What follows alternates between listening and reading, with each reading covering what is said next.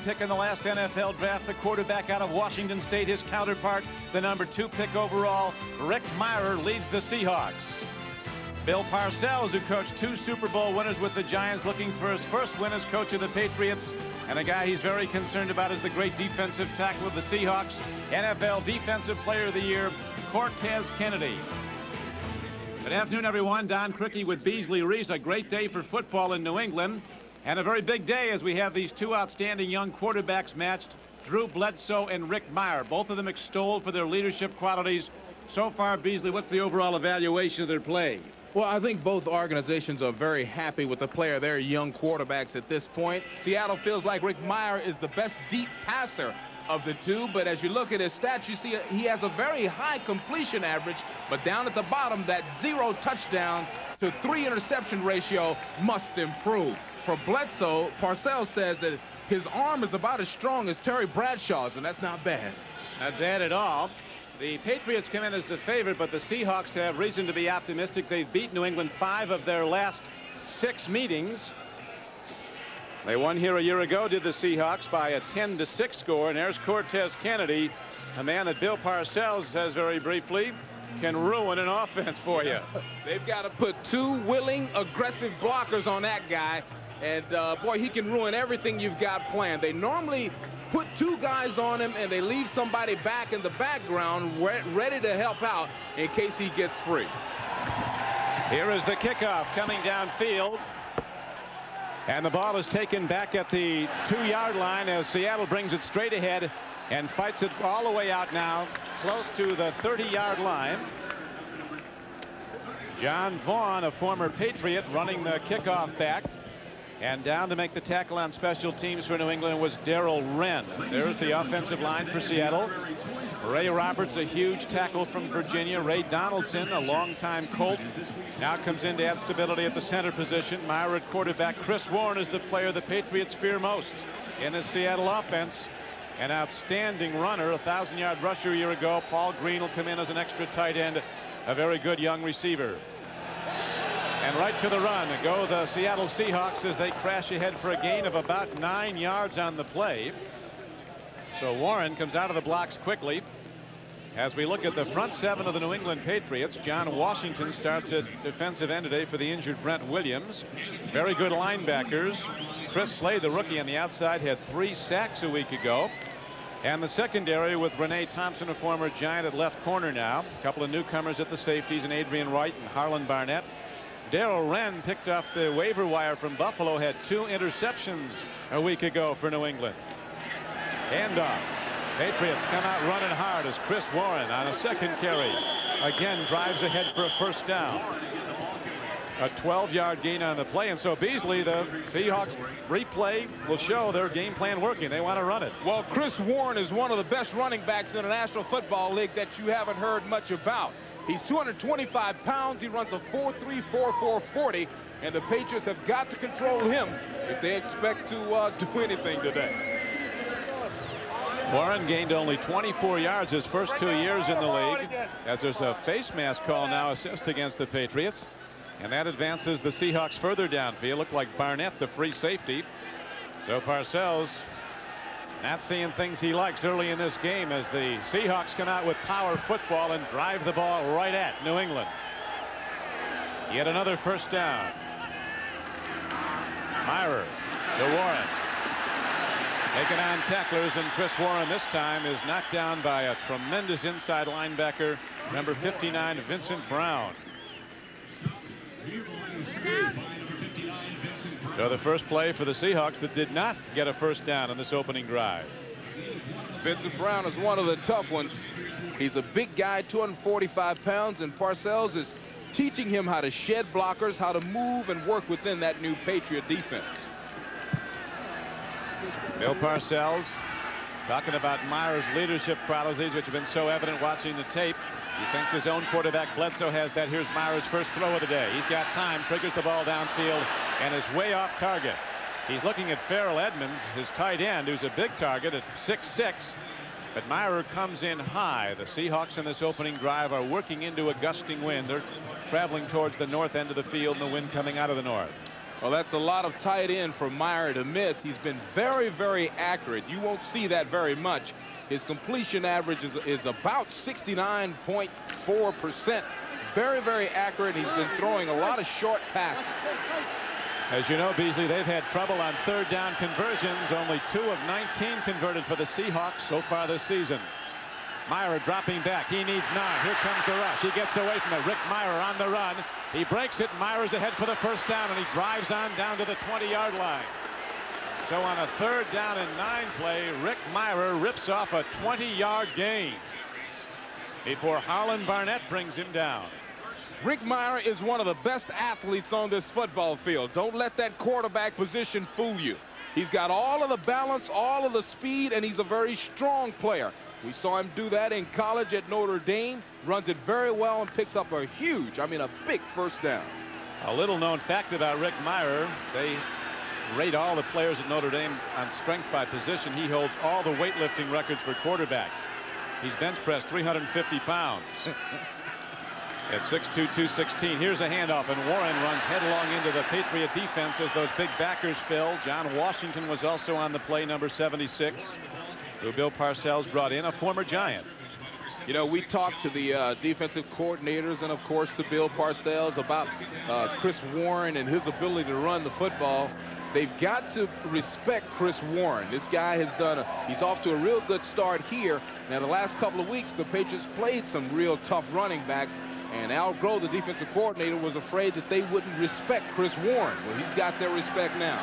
He sure does off this opening drive. Warren with 2 first-down runs on consecutive plays. Now the Seahawks drive on. Mirer takes a drop. Good protection. Here's the throw and a connection. As his receiver turns it up and in, Brian Blades is inside the 15-yard line. On a 2nd and 9 play, he got ahead for close to 7 yards. Vincent Brown was the tackler. Now this time, Rick Mirer is right on the money. You see Brian Blades working in his pattern. He was injured a lot last year. They're real excited to have him back, and he's one of the guys that Parcells pointed out as a MDM, more dangerous, most dangerous man that they have to control. That's one of them right there. That was Brian's 8th catch of the year. Now 3rd down. They bring Green in motion. They could be going to him. He can really catch the ball. Here's a sprint out. Instead, they go to Warren, and he takes it straight ahead. And the Seahawks, an underdog, drive inside the 10-yard line. There was an interesting scenario. I mean, it was almost a given around this area, Beasley, that this was going to be a Patriots day, a Patriots victory that they did very well and should have won last week against Detroit. But Coach Parcells has been down this long road before. When he started with the Giants, he had a 3-12-1 team his first year.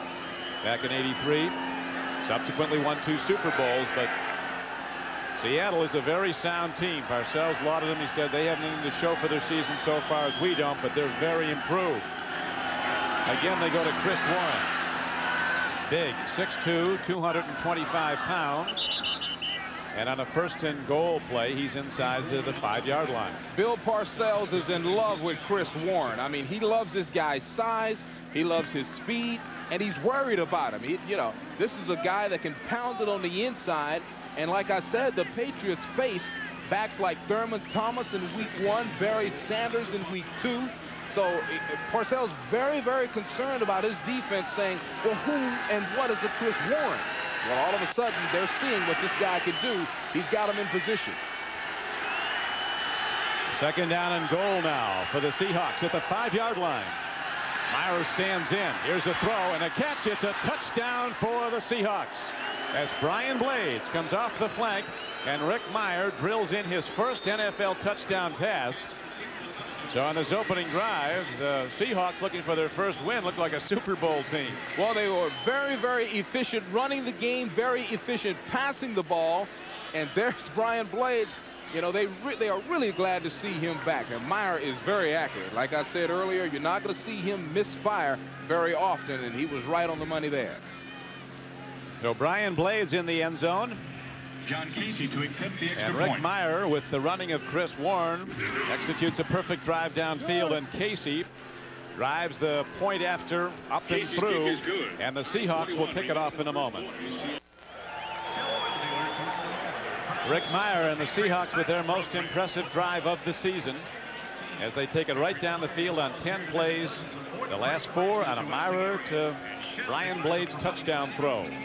Mirer showing his accuracy, his consistency, his decision-making ability. They are very, very happy with this young man's progress. The only thing he hasn't been able to do as of yet is to throw the long, long ball, and that perhaps more a case of inconsistency in the offensive line than any knock on Rick Mirer. And now a tremendous kickoff as Casey against the wind drives it into the end zone for a touchback. And here comes Drew Bledsoe.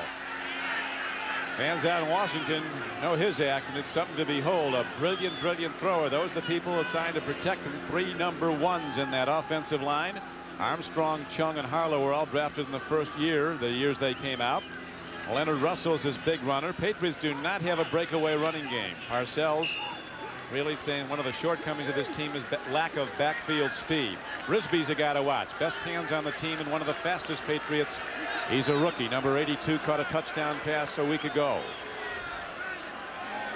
Bledsoe with a 1-back set looking to throw on first down. He triggers it right out, makes the connection. It's good for a gain of 7. Gets the ball out to veteran Greg McMurtry. As we now look at the Seahawks on defense, Joe Nash, a local guy who's been a terrific player for the Seahawks out of Boston College as a free agent. Cortez Kennedy's the best, the NFL Defensive Player of the Year. Rod Stevens making a good contribution at middle linebacker.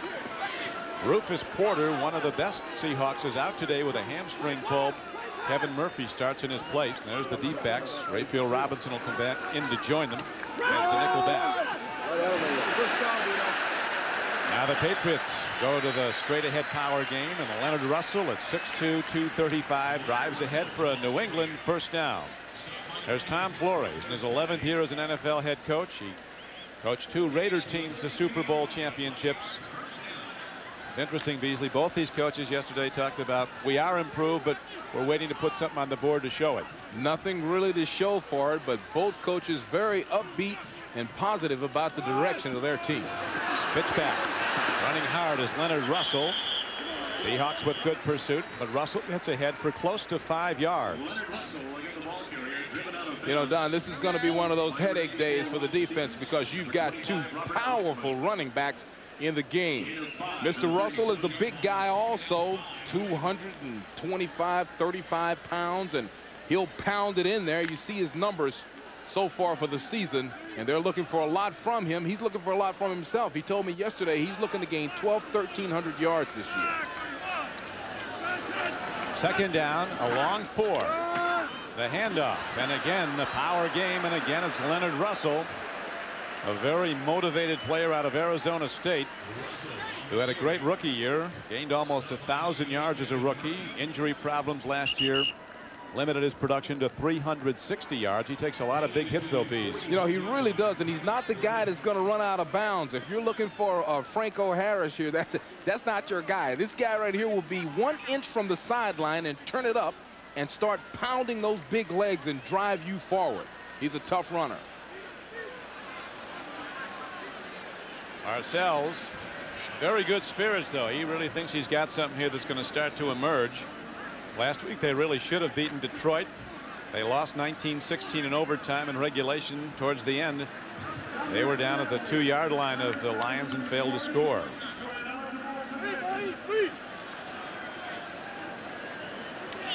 Now the Patriots stack the front. Lots of big people come in, double tight ends. Brandon Moore also comes in, an extra tackle. Lining as a tight end. Howard set in the backfield. Marv Cook in motion, a tight end.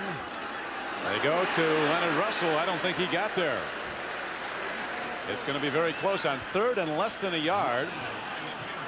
A big defensive play by outside linebacker Kevin Murphy of the Seahawks, filling in for the injured Rufus Porter. Well, Bill Parcells is known to take a look at 4th and an inch or so. I don't know if he'd be gutsy enough to take a look at it this time. He might be. He's got to get a win. We'll see if we got it, if they got it first. Nope. He did not get there. Nope. He's doing the right thing. He's doing the right percentages. thing. Absolutely. The way Mirer moved that team the first time down the field, if they took over the ball here, it could be lights out in the first quarter. Both these teams have trouble putting points up, at least so far. Kelvin Martin drops back now to return the punt. A former Dallas Cowboy who went to Seattle as a free agent. Said he, now they're That's what up. they call their Arapaho. It's a fake punt. CQs will probably keep the ball and drive it forward himself. Oh, look at that. Patriot fans love that. So both these coaches needing a win, and Parcells goes against the odds but gets the production. They had an extra man on the field. The punter wasn't off in time, but there's no flag.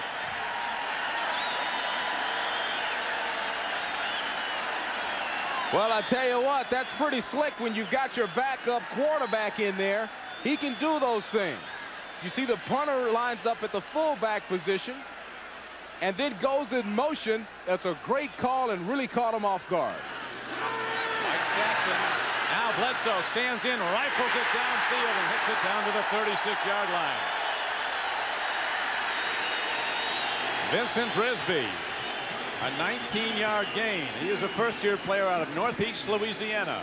You know, Brisby's got great hands. He's had a great couple of weeks. Watch him go up here in traffic, catches it with nothing but hands, and he smartly, wisely gets on the ground very quickly. And I think his signature in his young career is going to be that motion for first down. After he makes the first down, he points his hand out. I think that's something we'll see from him. And now Bill is a little upset about something, maybe about that little showboating with the first down motion. Yeah, I think it was. Patriots keep the drive going. Leonard Russell running wide right. You know, Don, this is one of the first times in years that the Patriots have had a real home court advantage, home field advantage. They've got a lot of fans here. They love that fake call, and they are really having a good time. Now, here's what Parcells is upset about. This right, watch it, right there. First down. The old Paul Brown line. Act like you've been there before. Second down. And just over a yard now for New England. Seattle leads the game 7-0. Bledsoe going the distance. He has an open man. What a breakup. The Pro Bowl safety Eugene Robinson comes across the field with Patrick Hunter. And the ball is tipped away. That was an absolute perfect play by the free safety, Eugene Robinson. There's the pump fake. The corner buys it, but Eugene does not. Look at the range. Look at the right hand, just barely tapping it away, saving a touchdown. Eugene Robinson, that is the description of a free safety. You're supposed to play center field, and he did it perfectly. The people watching in Hamilton, New York at Colgate University remember Eugene Robinson, a free agent who's become one of the best defensive backs in the NFL. Now to the run they go on third down. Jeff Bryant makes the stop on Leonard Russell, but he could have enough for yet another New England first down. Patriots working with a rather strong wind at their back.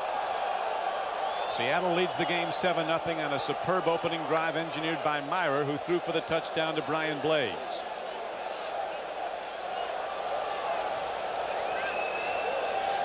Again, the chains come out.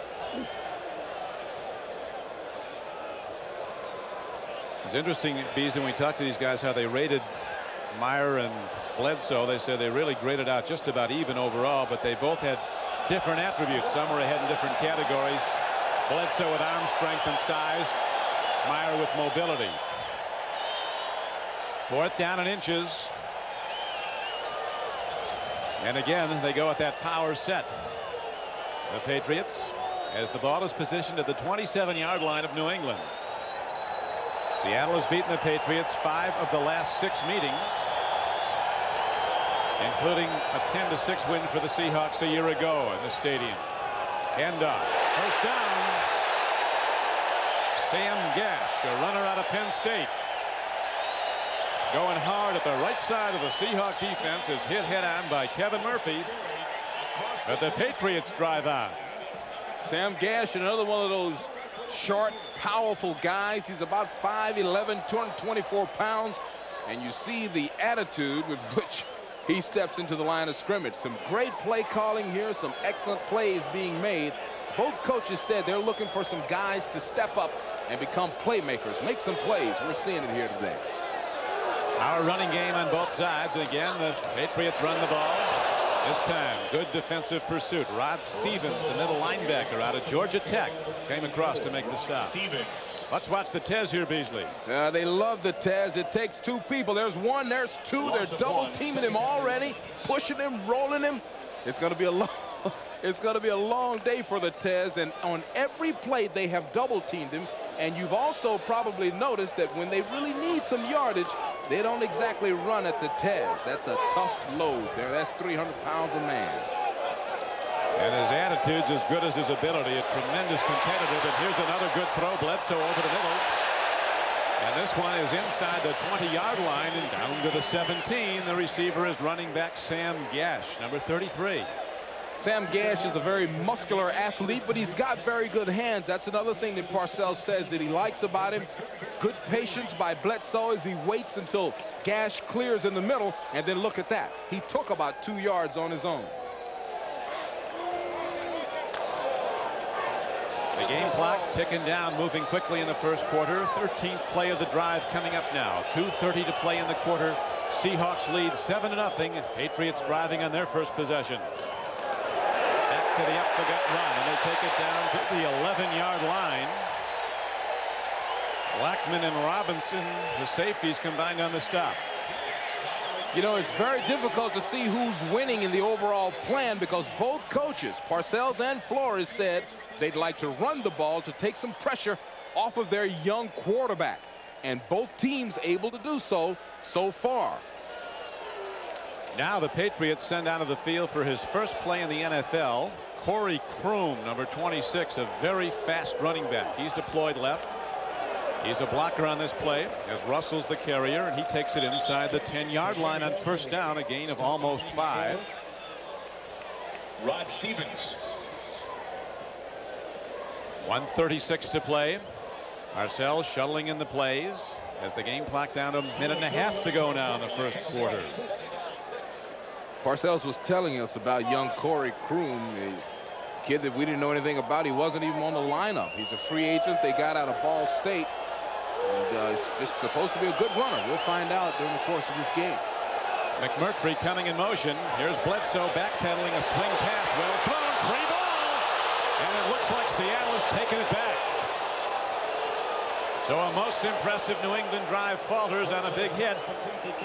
Cortez Kennedy was in the middle of all that. Looked like the Tez might have fielded that ball. You know what? I believe the Tez has himself a nice little interception here. Watch him. Where's the Tez? There's the Tez. He does it all. Back at Foxborough, Bill Parcells has just seen his Patriots drive down the field. And on the 13th play, the unlucky 13th, it was Kevin Murphy who freed the ball and Cortez Kennedy who intercepted it. It's actually a fumble recovery as Warren will bust it out to the 20-yard line. Chris Warren is so deceptive. When you see something that large running, you don't expect it to have 4.340 type of speed. Take a look as he steps into the hole. He's a long strider, a la Eric Dickerson, and that's one of his favorite players, by the way. And man, when he steps in there, look at that, 43 yards already. If they don't control this guy, normally quietly he gains over 100 yards. Today with a certain pizzazz. They're going right back to him. Here's Chris Warren again on first down, but this time the Patriots sweep him under. A wave of blue jerseys taking him under. Chris Warren spent his first 2 years at the University of Virginia, didn't get a lot of playing time, and he transferred to Ferrum College, which is a Division III school. Tom Flores said when we looked at him on tape playing in Division III, he said it was like a guy from the NFL playing against a high school team. He's running for 200-300 yards by halftime. We weren't sure how good he was. Now we know. He's a standout, and his team, the Seahawks, holds a 7-0 lead and will have the ball when we come back. Mirer versus Bledsoe continues through the first quarter of play. They both played extremely well, but a turnover stopped the Patriot drive. As we look at the NFL natural gas quarterback efficiency leaders, Elway of the Denver Broncos, the #1 player. AFC quarterbacks, you see Bledsoe and Mirer's numbers. Mirer at 60% rating, but he completed 69% of his passes. He's now over 70% for the season. What brought his rating down was the no touchdowns till now and 3 interceptions. But he's thrown for a score today. Here's Warren running an open field, and he, on a 2nd down and 10 play, rockets ahead for a gain of about 17 yards. You know, at some point they are going to realize you can't tackle this guy with your arms. He's too fast, and you have to put a manufacturer's logo on that guy. See the right L at the top of it, a Spalding, something you got to hit him with. Patriots defense is in trouble. Look at week 1, week 2, gave up 100 yards to Thurman Thomas, to Sanders at Detroit, and now Warren is working toward that 100 mark. On just 9 carries, he's up to 61. Patriot coaches saying we hope our players don't think they're getting a day off. As Warren continues to blast ahead, some excellent blocking. Donaldson, the veteran center. And now the boos start to cascade down as Warren's just tearing it up, a 13-yard gain. And you know, now you have to start talking about that offensive line, too. Take a look at the push in there by number 76, Bill Hitchcock, opening up a huge hole for Warren, and he reads it perfectly. Grow, another guy, the linebacker coach and defensive coordinator for the Patriots, talking about Chris Warren. Thurman Thomas in week 1, Barry Sanders in week 2. And they talked about in week 3 we're getting something just as tough, we think, in Chris Warren, and so far he's been every bit as tough. Mirer, a great deep thrower, lofting the ball down. Coverage is good, and it's picked off.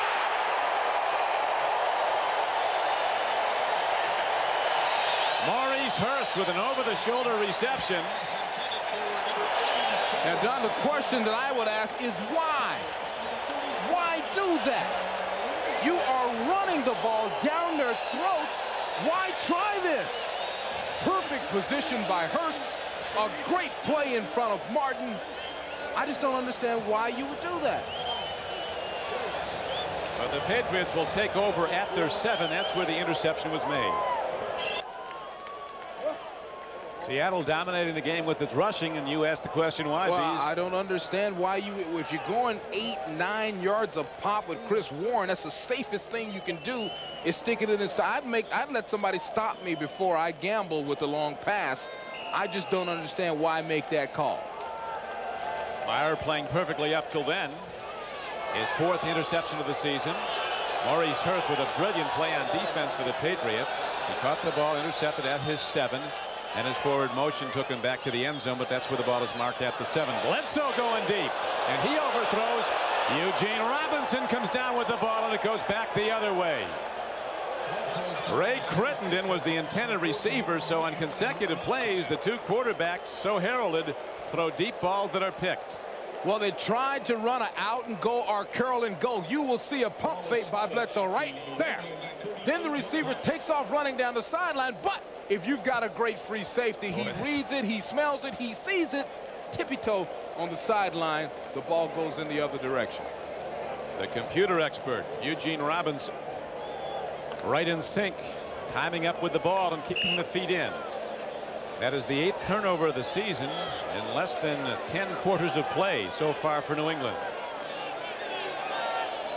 So Mirer and the Seahawks get another good chance now, starting at the 36. Hand up to Warren. He's ahead for 3. It'll be 2nd and 7. And now let's go to New York and Jim Lampley. Jim? All right, Don, and let's go to Three Rivers, where there are worries about whether Neil O'Donnell can hum it, but he can throw the touch pass. That 3-yard TD to Ernie Mills gives the Steel City boys an early 7-0 lead over the Bengals. Let's go back to Don and Beasley. We're at Foxborough. The ball is positioned now at the 35-yard line. 2nd down and 9 coming up. Seahawks lead the game 7-0. Hand off.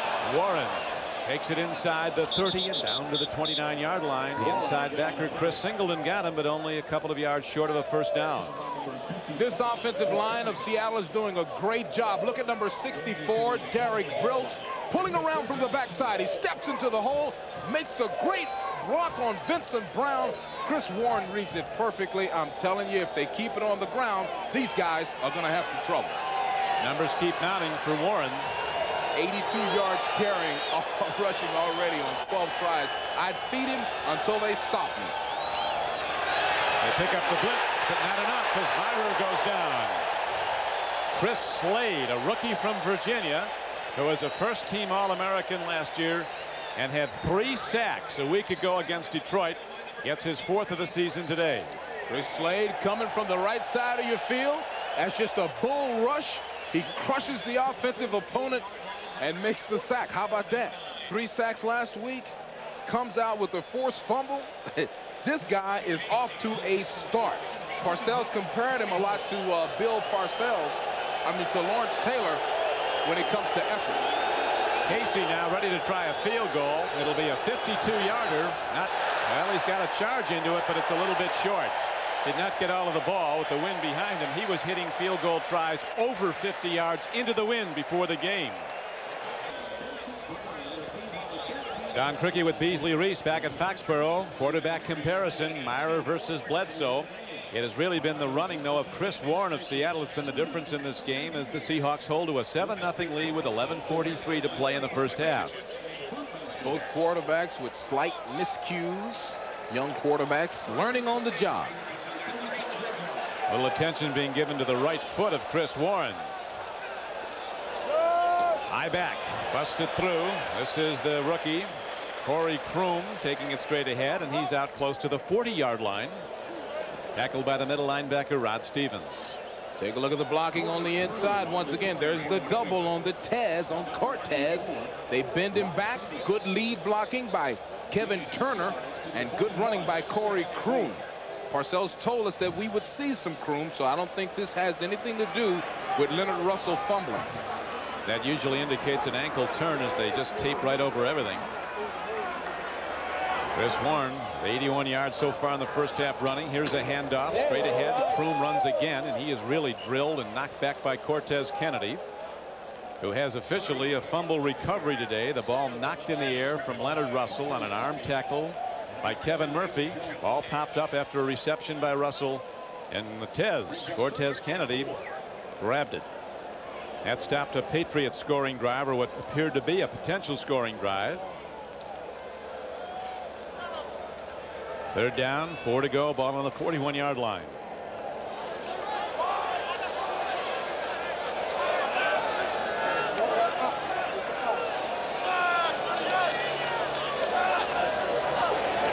Bledsoe stands in, he gets time, rockets a pass downfield, and a terrific reception by Vincent Brisby. Defense was right there battling him for the ball. Carlton Gray, a rookie from UCLA, was on the play but couldn't knock it free, and also covering was Dwayne Harper. You know, that's something that you can't you have to say good throw, good catch. Harper is all over the guy in perfect position, wraps him with the proper arm, tries to strip with the right arm, but Brisby fought him and got the ball. Good throw, good catch. Very good catch. And now Bledsoe takes a deep drop, looking deep. Penalty marker goes down, and he does the right thing and throws it away.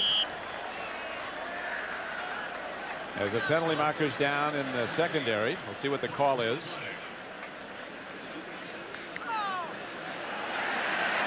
Foul's going to go against Seattle. Holding, number 98, defense. Bob McElwee, the referee. Penalty, The call was on automatic Kevin Murphy, first an down. outside linebacker. Kevin Murphy tried to prevent the back from hitting the sideline and then turning upfield. That's one way that you keep from having to run with a guy that's faster than you, is you try to grab him. And then sometimes you get caught. There's Rufus Porter, the terrific pass rusher, troubled by a nagging hamstring injury, not in the lineup. Pitch back to Kroom. Parcells and the Patriots looking for more speed in their running game. Go to Kroom, and he runs it ahead. Tackled by Jeff Bryant, the 12-year veteran at defensive end for Seattle, and by Eugene Robinson. Parcells said that Kroom is kind of intriguing. He has good vision, a good hard runner. And he told us that we'd see some of young Corey Kroom out of Ball State, and we have that. Could see more. He's still in the backfield. Second down comes up now. Patriots need 6. Throw, and Bledsoe comes in a bit high as he tries to go to Kroom, swinging out of the backfield to the near side. Kevin Murphy. So now the Seahawks send out extra defensive backs. Their nickel package comes in as the 3rd down and 6 play arises for the Patriots. Bruce Armstrong, number 78 there. 2 times an all-pro tackle for New England. Missed virtually all of last season with a knee injury, but has come back in great form. The most important line position, left tackle, the blind side for his quarterback. Bledsoe stands in, tipped ball. It was up for grabs. It's incomplete, and that brings up 4th down. It would be a very difficult field goal try into the wind. That was simply very good coverage. Bledsoe didn't have very much to do with that football. The blocking by the offensive line was absolutely perfect. He had a beautiful pocket wrapped around him, but the coverage was very good. And the first punt of the day coming up now as the ball is hit and knocked down by Mike Saxon. It hops into the end zone, and it'll come out on a touchback to the 20. Only a 20-yard net punt. Wind is a factor on this very cool but lovely September day in New England. Gusting out of the north. Rick Mirer and his team leading 7-0. They're working with the wind at their backs. Mirer with a deep drop again. Here's a downfield throw. He makes the connection. Coming down with the ball is Brian Blades, who hooked up with Mirer on that touchdown connection on the opening drive. That was good for 15 yards. Patriots in a soft zone coverage. Brian Blades running down a nice curl pattern, nothing fancy. It goes down and turns inside, and Rick Mirer puts it right on the money.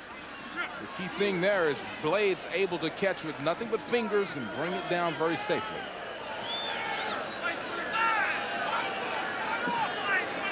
Overhand throw by Mirer right on target. Now his team goes 1st and 10. Second back through, and Warren, they're reading his number every down now, as Warren is taken down by Chris Singleton. One of the really wonderful events in golf is 8 a.m. Eastern and Pacific. That's the Ryder Cup next weekend on NBC Sports.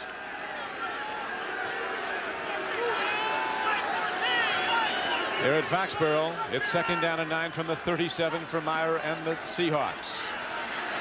Warren turns it out, looks to turn it up, but Renee Thompson reads him all the way and stays with him stride for stride laterally, knocks him out of bounds. And now it forces Mirer into a deep throw.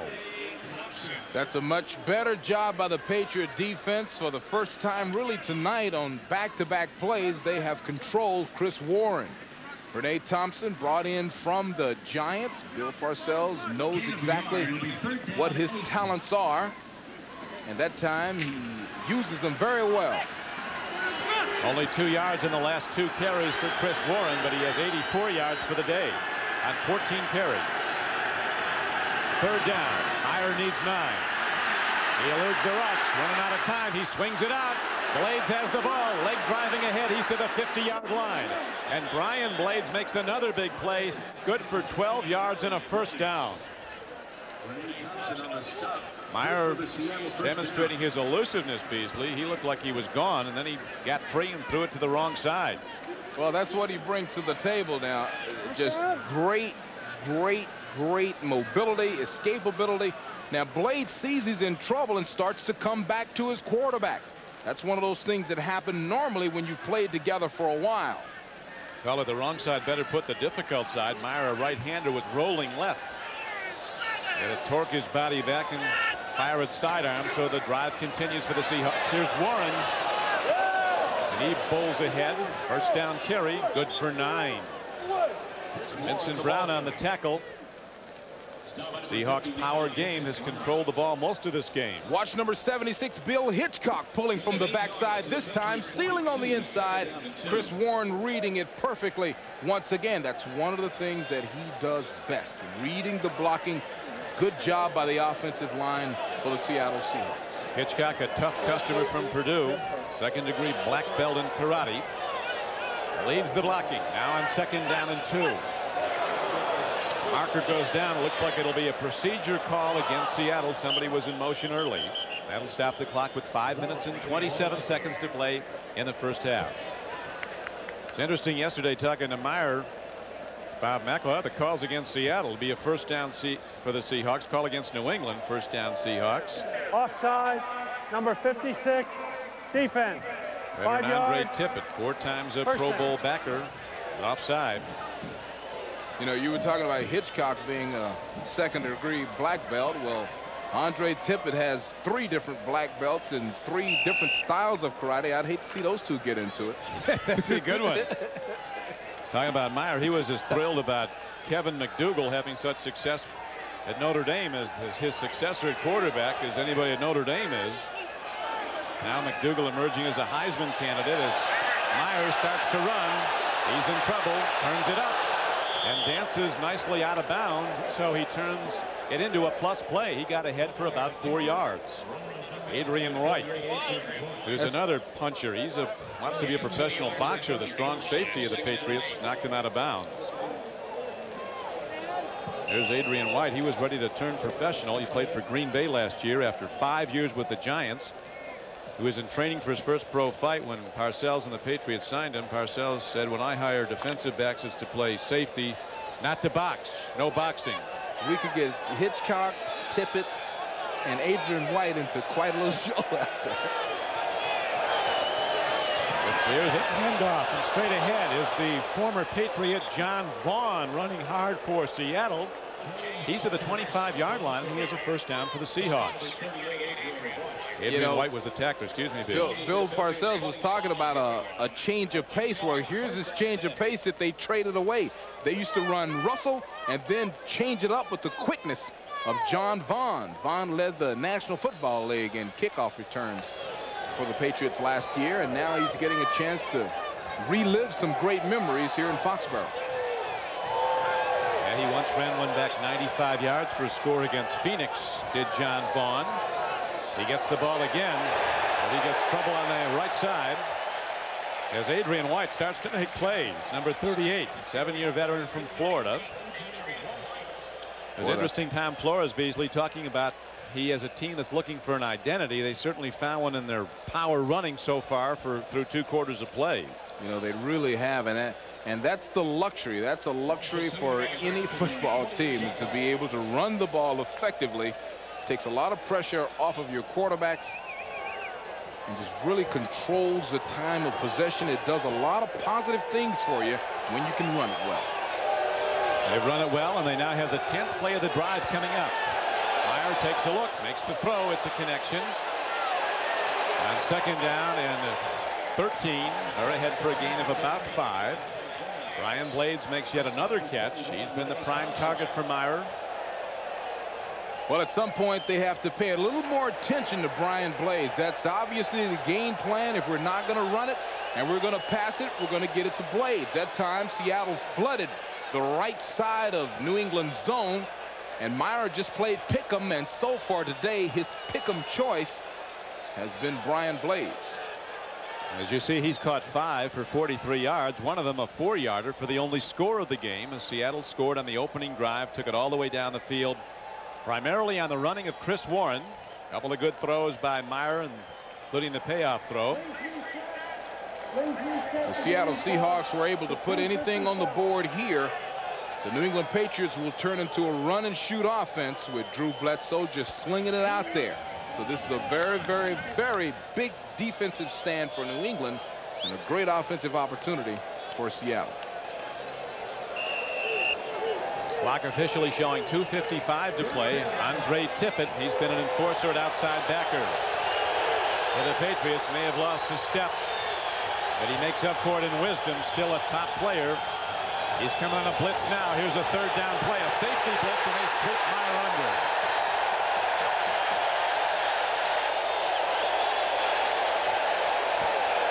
Chris Slade was coming. The safeties were coming. 30, Corwin Brown, a rookie from Michigan, was coming.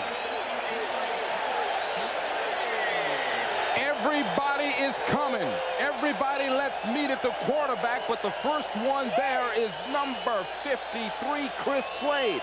The young man has put on a show for 2 weeks, coming from the top side of your screen out of the frame, and Mirer is flushed in that direction by the fact that the inside, the interior, in between the tackles of the Seattle offensive line simply crumbled under the weight of an all-out blitz. That's a gutsy call, and it's one that Mirer was worried about. You know, when we met with Mirer, he said, I've got to pick up the blitzes well. If I don't pick up the blitzes, I'll see a steady diet of it over the next few weeks because I'm a rookie. There it happened. Oh, it happened big time. They sent everybody at Rick Mirer. Corwin Brown actually flushed him and ran him right into Chris Slade, who's credited with his 2nd sack of the day, his 5th sack of his rookie season in less than 10 quarters of play. Now we have the officials as Rick Mirer gets some counsel on the sideline. The players all talk about Meyer's command in the huddle. He came into camp, worked in the mini camp, even though he'd not signed his contract. Stayed away from any protracted holdouts. He wanted to learn. Delay of game is signaled against Seattle as the ball is positioned now at the 39-yard line of New England. And Tootin, the punter, drops back to his 46-yard line. He led the NFL in number of punts last year, 104. Not a statistic any team wants to have, the leading punter. It means you're not getting far in offense. Right now we have a break in the action, 2 minutes to play. We're back, 2 minutes to play in the first half. Rick Tootin into punt now for Seattle. The wind at his back. Seahawks continue to lead the game 7-0. Troy Brown, a rookie, is back for the New England Patriots. A pooch punt, nicely hit little wedge shot. As Seattle tries to cover it, it takes a Seahawk bounce, and so the Patriots will start out with 1:53 to play with the long field to go. Don Criqui with Beasley Reece back at Foxborough. Cortez Kennedy lives with the problem every great defensive lineman has, and that's the double and often triple teams he has to live with play after play. He's talking yesterday about he knows he's going to be sore after every game because he's getting hit on by people all the time. He's in just his 3rd year was voted the NFL's Defensive Player of the Year. 3rd player picked when he came out that year. Jeff George of the Colts was #1 at quarterback. Blair Thomas, who has yet to do it for the Jets, was #2 at running back. Cortez Kennedy has been a great one from day one. So far today, the Patriots giving him a lot of attention as he comes on the rush. Here's Bledsoe from his goal line. An out throw. Looks like a connection out to the 22-yard line. Well thrown ball by Drew Bledsoe as he comes in low away from the defense. Hurry up offense here, Bees. Yeah, that's what they have to go to. You know, only a few seconds left, 1:33 left in the half. Bledsoe's going to do what he does best. Working into the wind, quick timing throw. Now he comes back the other way. Patrick Hunter making a hit right on time. Hunter made a huge play here a year ago with 35 seconds left to play in the game. Patrick Hunter made an interception in his own end zone to stop a Patriot threat. And the Seahawks left Foxborough with a 10-6 win over New England. Hunter, a very underrated cornerback, as is his counterpart, Dwayne Harper. Very, very solid defensive secondary for Seattle. Very sound defense. Ray Perkins and Parcells both saying this is the best defense we play against so far this year. But it's better than Buffalo's, better than Detroit's. Not that the Bills are buying that, but that's what he said.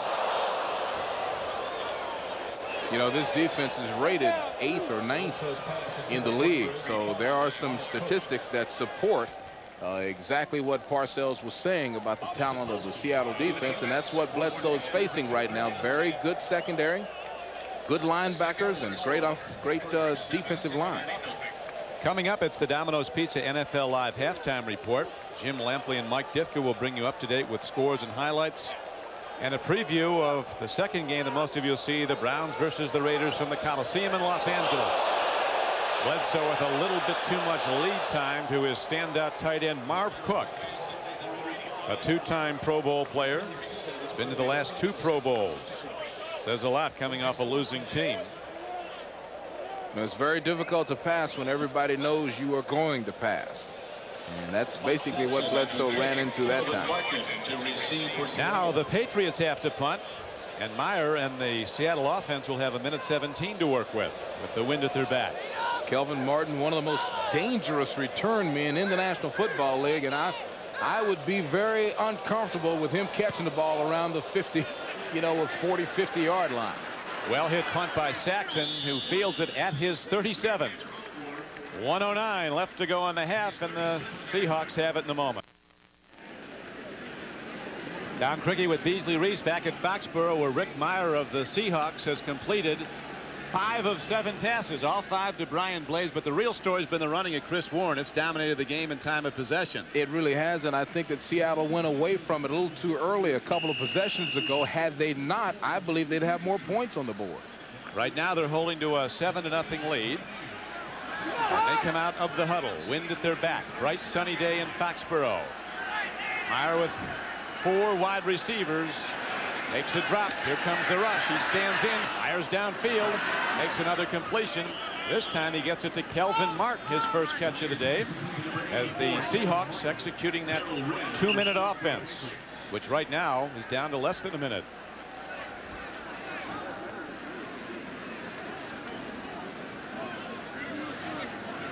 Now we have a timeout while the yard markers are brought out. Casey, who tried 1 field goal, you see the pass play just a yard short of a first down. Casey, who tried 1 field goal and hit it, but he was booming long range, and he has a very strong wind at his back here. They could try a long one if they don't advance it a great deal. Third-year player out of Georgia. Career 73% field goal kicker. Had a great rookie year, 25 of 31. Erratic last year and has been this year. You know, I think Rick Mirer will face maybe 2 zone coverages, and then Parcells will tighten it up a little bit and go man for man and maybe a blitz about 2 plays from now. Mirer stands in. Good blocking by his left tackle. As the throw downfield's good for a first down. And Kelvin Martin coming back at the ball. What a terrific kid this Kelvin Martin is. He comes into a room. Something about him, you'd like to have a guy like this on your team. Oh, yeah, he's a fun guy, you know, very positive. And this time he catches the ball and takes quite a drill in the back. Once again, Mirer purchasing time with his athletic ability. Watch the shot. You know, Martin's a little bitty guy now, so it doesn't take a lot to knock him underneath the bleachers. He wants to do well here. He played collegiately at nearby Boston College. Mirer stands. He throws. There's a connection down to the 42, and a penalty marker comes in from the back judge 40 yards away from the play. Let's see what this call is. It stops the clock. 36 seconds to play. So a timeout on the field. Back in a moment.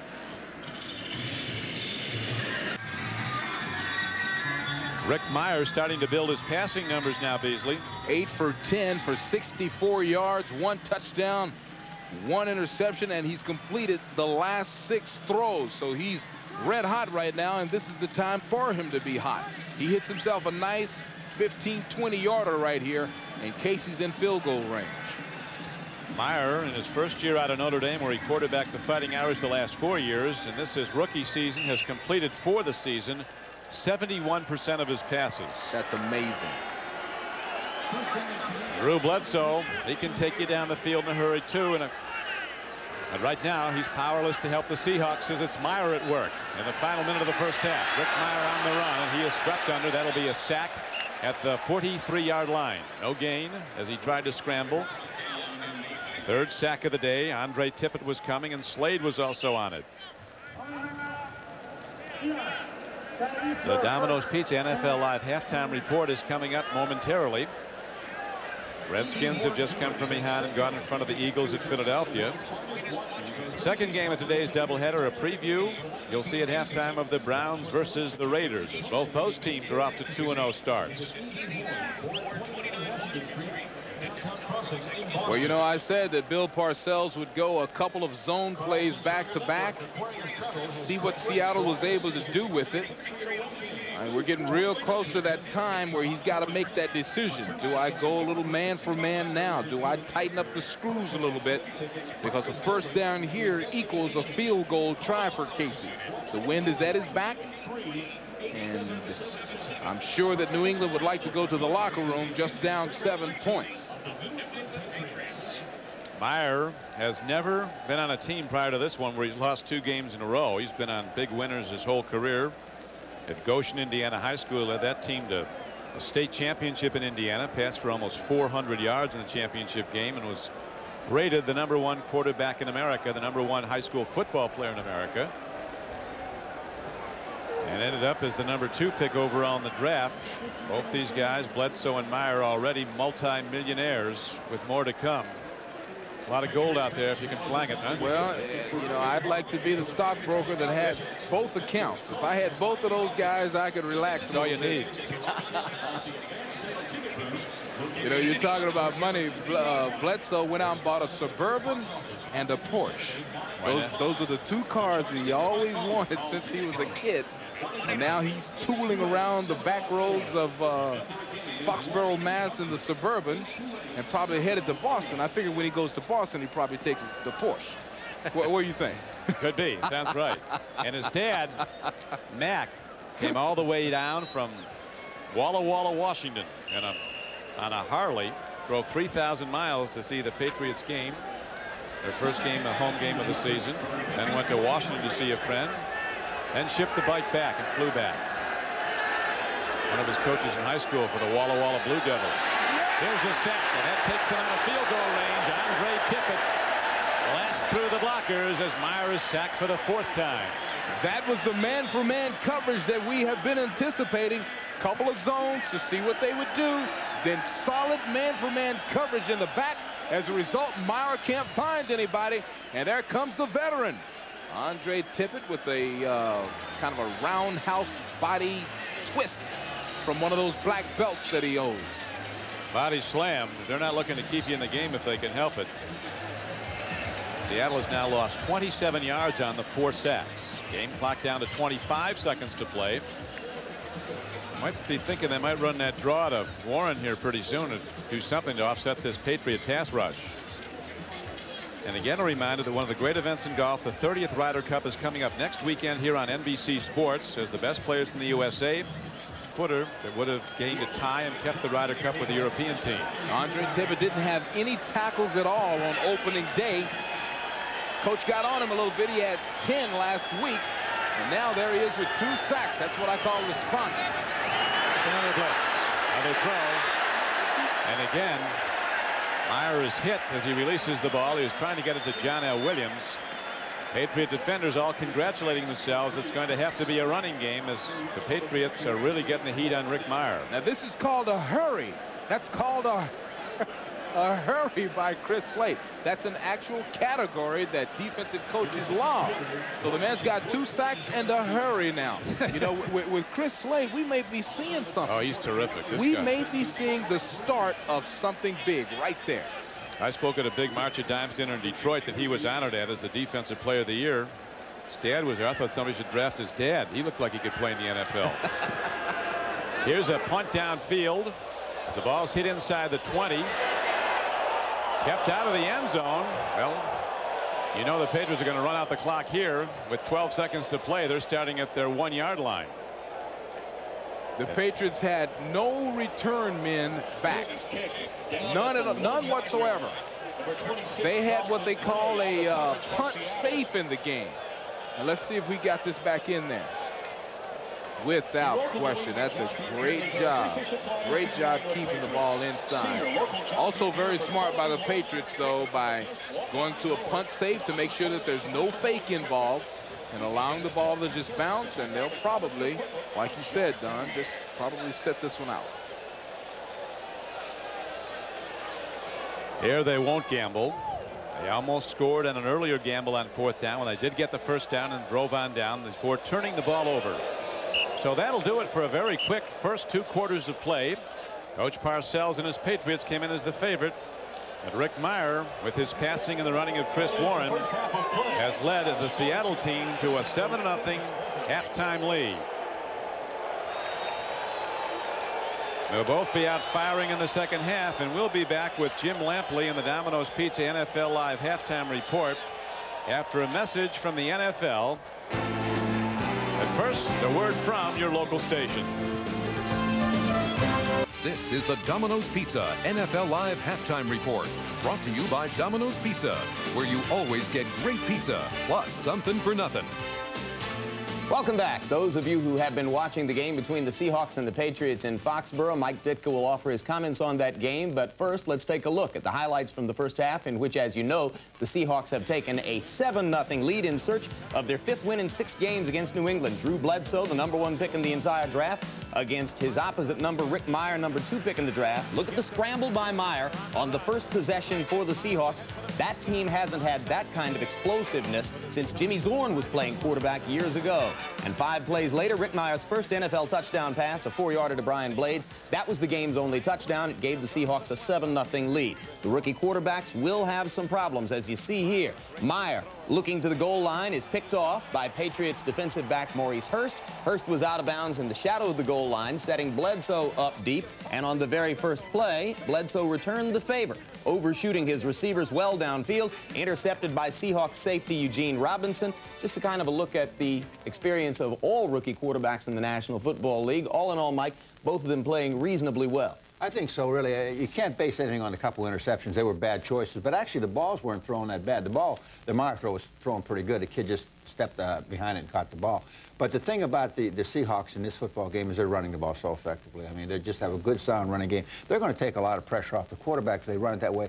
On the other hand, Bledsoe doesn't have a running game. More pressure is going to fall on him. Bill's going to have to throw the ball more. When you throw it more, bad things happen. And while the Hawks get to run against the weakest rush defense in the league, New England has a patched-up offensive line against Cortez Kennedy. They've lost a couple guys, and I don't care who they have on the field, but nobody's going to block Cortez Kennedy effectively unless they use more than one man. All right, let's go to Veterans Stadium in Philadelphia and pick up what's happening between the Washington Redskins and the Philadelphia Eagles. Kerry Conklin has engineered 2 touchdowns for the Skins and an 80-yard touchdown pass from Randall Cunningham to Calvin Williams in Cunningham's 100th NFL game. It is 14-10 Skins over the Eagles. What about Conklin in this one, Mike? Well, he's performing. You know, he's getting a little bit of time with a revamped offensive line there, too. They got a lot of people hurt. Jacoby stepped in, and Joe's always been a steady player. He's playing pretty good for him, but he's moving the ball around to different receivers. They're running the ball fairly effectively against a good Eagles defense. Of course, the big touchdown that Randall came back and got will give the Eagles a big lift for the second half. Saints against the Detroit Lions, and the #1 rated passer in the NFC, Wade Wilson, got off to an awful start in this game.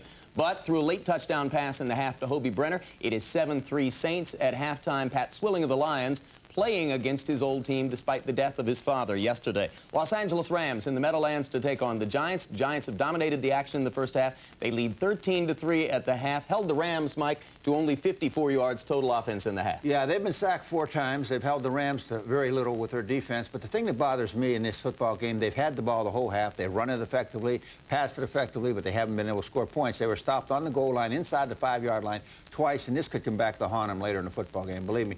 Dan doesn't like that. I mean, they're going to reanalyze what they're doing on the goal line, believe me, because that kills you if you can't put touchdowns up down there. Sims sacked 4 times, as you say, but what poise he exhibits. It doesn't seem to bother him. Well, you know, I tell you, I've been around a little bit, and I tell you, this kid has more guts and more know-how with the game on the line than anybody in the business. I mean, he just is a gutty guy. He loves the challenge of competition. The kid, incidentally, is 37 years old, but does sometimes still play like a kid. Meanwhile, in Three Rivers Stadium, the Pittsburgh Steelers, searching for their offense in early season, have found it. They lead 17-7 at halftime over Cincinnati. Bengals sack leader Alfred Williams of a year ago carted off for x-rays after a left thigh injury, hasn't been back. Steelers' second possession of the game. Here's Barry Foster, enjoying the new contract, 15 carries, 85 yards in the first half. That was a 14-yard gain that set up this touchdown pass 5 plays later from Neil O'Donnell to Ernie Mills, 3 yards in the corner of the end zone. It was 7-0 Steelers at that point. Later in the second quarter, the Steelers drive again. Watch Dwight Stone get the call on one of the Steelers' signatures,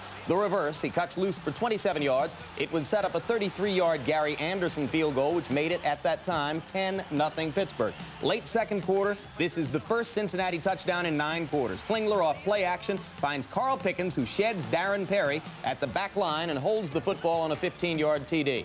And with less than a minute and a half, the Steelers answered back. Neil O'Donnell throwing to Yancey Thigpen, who has his first NFL touchdown from 18 yards out. That made it 17-7 Pittsburgh. O'Donnell struggling with the bad elbow. Well, not much. 12 out of 13 in the first half. More than 10 yards per completion, 2 touchdowns. He looks terrific today, Mike. He does. He looks great. He's throwing the ball, moving around to everybody. They got a good running game. The defense is playing pretty good. Cincinnati does not look good on defense, really. They made some mistakes. The touchdown pass, you saw the Thigpen, nobody in the area. somebody blew a coverage. So, you know, you can't do those things. That's going to kill them. And I think they're having enough problems struggling now. All they're going to do by playing defense like they're playing right now is put so much more pressure on Klinger. And I don't know if he's ready for all that pressure. You wonder if Klingler is going to survive into NFL maturity, the number of times he's been hit early in his career. Well, even the touchdown pass he threw, Jim, he had to step out of the way of two guys. He made a great move to get it to the kid. And you know, the kid made a great catch. Got to be a hero every play. In our next segment, we will be previewing the game that many of you will see later this afternoon between the Cleveland Browns and the Los Angeles Raiders in the LA Coliseum. That's coming up next as NFL Live Halftime continues.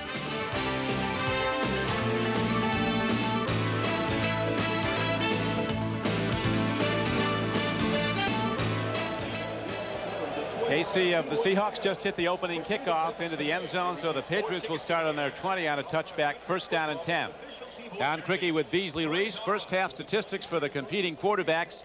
Those two top draft choices in the last selection back in April, and that's how they stand. 7-10 and 6-12 for Bledsoe. For both quarterbacks, the numbers are relatively similar. Here's a penalty marker down, and the Seahawks signal they've got the football. Let's see if the officials concur. The dangerous area of the field for the Patriots to lose the ball. There was a penalty marker down, and there was a loose football. Preliminary signals against the Patriots. There's a legal procedure, might be negate the play. We'll see. Infraction will be coming before the snap. Bob McElwee.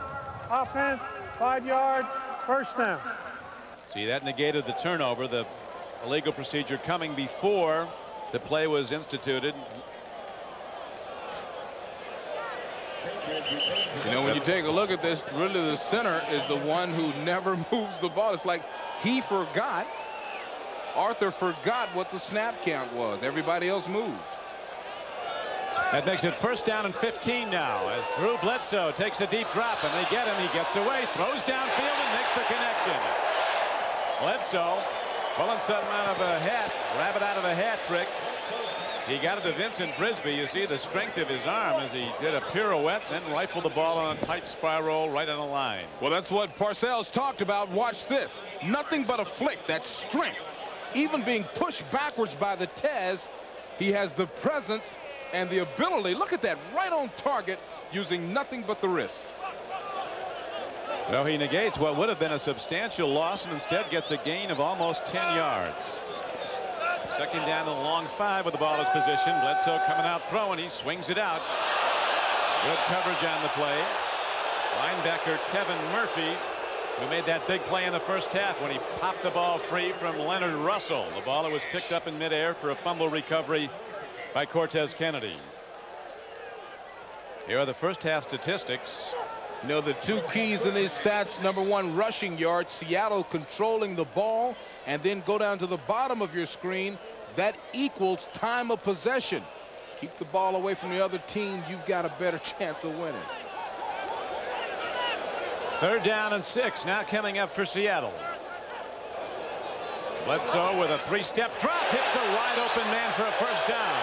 And super fast Michael Timpson is still on the move out across the 45-yard line. Robinson, the Seattle free safety, finally got him, but on 3rd and 6, Bledsoe connects with Timpson for a 24-yard gain. Just a nice little in and out play. The widest receiver goes out in.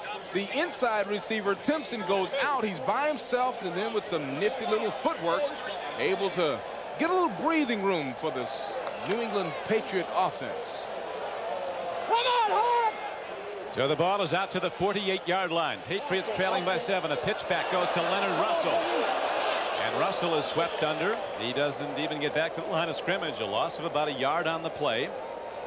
You know, it's very difficult to try to play catch-up against this highly rated Seattle defense. They are stringing it out to the sideline very well. They make very few mistakes. When you try to go deep, somebody like Eugene Robinson is right there to make a play. So this is a very difficult defense to play catch-up against. And a former Syracuse University standout, Terry Wooden, the left outside linebacker, also a key factor in shutting that run down for a loss. Bledsoe on 2nd and over 10. Lofts the ball. A little bit too much on it as he was going to tight end Ben Coates, number 87. Well, he had Coates there. Coates had a couple of steps on the coverage. That's one of the soft spots. Very difficult throw, but he certainly has the talent to do it. Look at Cortez Kennedy working again. There are two people waiting. There's Arthur waiting to help out. That's tough. I mean, after a while, you get tired, and you know there's even a tendency to back off a little bit when you know 2-3 people are going to be blocking you every play. Even got hit a little bit there, Bees, by one of his own guys, Tua Tagovailoa. Starts to hurt. 3rd down and 10. Just over 10. Here's a throw and a catcher. No, it's an incomplete pass. Risby, the rookie from Northeast Louisiana, had his hands on the ball but lost it going down. A very sure-handed receiver who Bill Parcells said had the best hands on the team. Just a little bit behind him on the pass here. Still, it should have been caught. Yep, should have been caught. He took his eye off it just at the last second. Boy, he made some great catches last week, though. Well, he caught one from Bledsoe with 12 seconds left. Touchdown pass on a slant play. And that tied the game against the Lions and sent it to overtime, where Detroit won on a field goal, 19-16. Calvin Martin is back awaiting Mike Saxon's punt. Saxon booms it into the wind. Angles it beautifully. That's a great punt. Wow.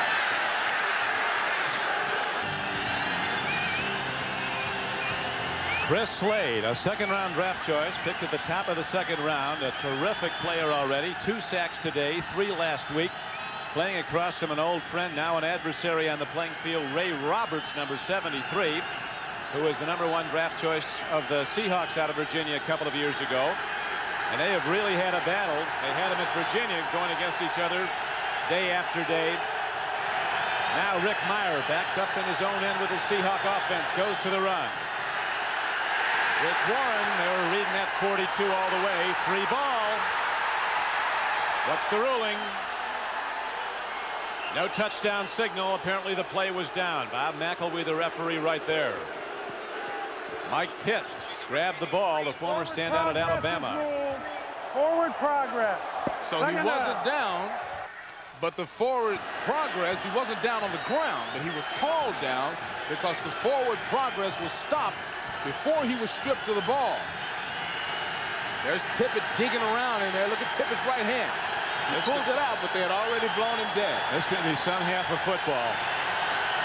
Patriot defense came out, fanning the fire at halftime to Bill Parcells. Here's a play fake. Mirer buys time, makes the throw to John L. Williams, and he's ahead for a 1st down. A beautiful play fake, throws everybody, freed up John L. Williams, and the big guy makes his first play of the game. You know, John L. Williams is, he could be called the best receiving running back in football right now. 74 receptions last year catching the ball. That was 3rd in the National Football League. And take a look at that. 15-yard gain and great play fake coming at just the right time.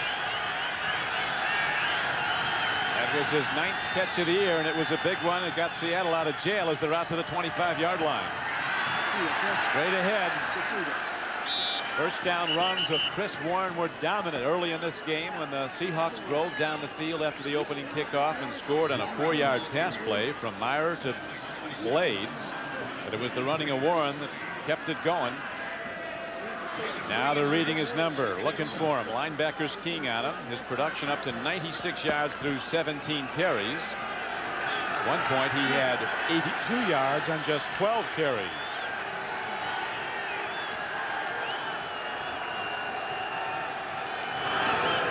Mirer again on a called rollout, swings it out, beautifully thrown to his tight end. Paul Green takes it ahead, and he's up for a 1st down for the Seahawks out to the 37-yard line.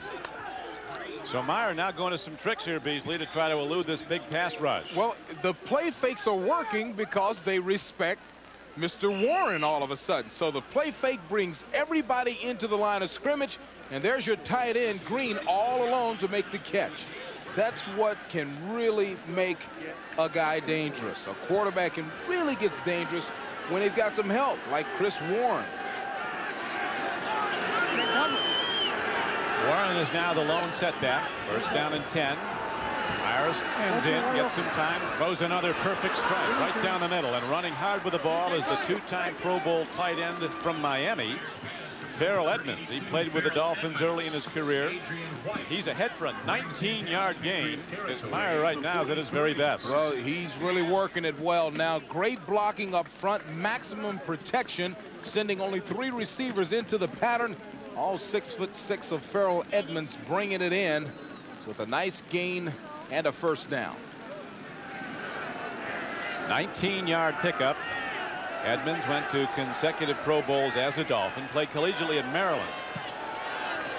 Mirer goes to the run. His passing now loosens up the running game, and Chris Warren's ahead for a gain of almost 6 yards down to the 38-yard line.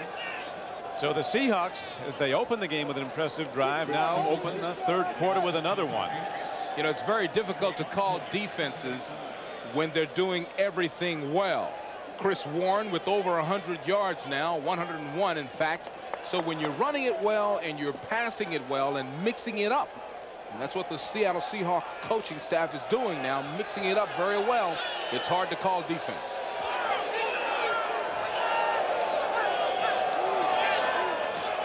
Second down and 5, sliding through the gap and getting ahead for yardage is Chris Warren again. At 6'2", 225 pounds. You remember he was troubled a little bit by a slight ankle sprain in the first half, but never missed it down. There's Larry Kennan, his offensive coordinator and quarterback coach. Flores, a former NFL quarterback. He's the only one other guy who's gotten a Super Bowl ring as a player, an assistant coach, and a head coach besides Tom Flores. And that one other guy is, we'll tell you after this play, but you were just watching him at halftime. It's Mike Ditka. We'll tell you before this play. Here's a handoff straight ahead. John Vaughn, the former Patriot, runs it inside the 30-yard line down to the 29. Vincent Brown and John Washington, the tacklers for New England. You know, Parcells is not used to seeing this kind of defense. He's not used to seeing his defense confused, not knowing what to expect. Kept on the field all day long now through the time of possession. Seattle offensive coordinators and coaches doing a great job now mixing up the run and the pass very well. Myers completed his last 3 passes and 8 of his last 9. His last 4 passes in succession he's completed. This is close to a first down as he goes to the sure-handed fullback from Florida, John L. Williams. John L. has done the job year after year. Never's had a 1,000-yard rushing year, but he catches a ton. See, once again, a little slight play fake, but everybody's respecting it. And they respect it because they're running the ball so well.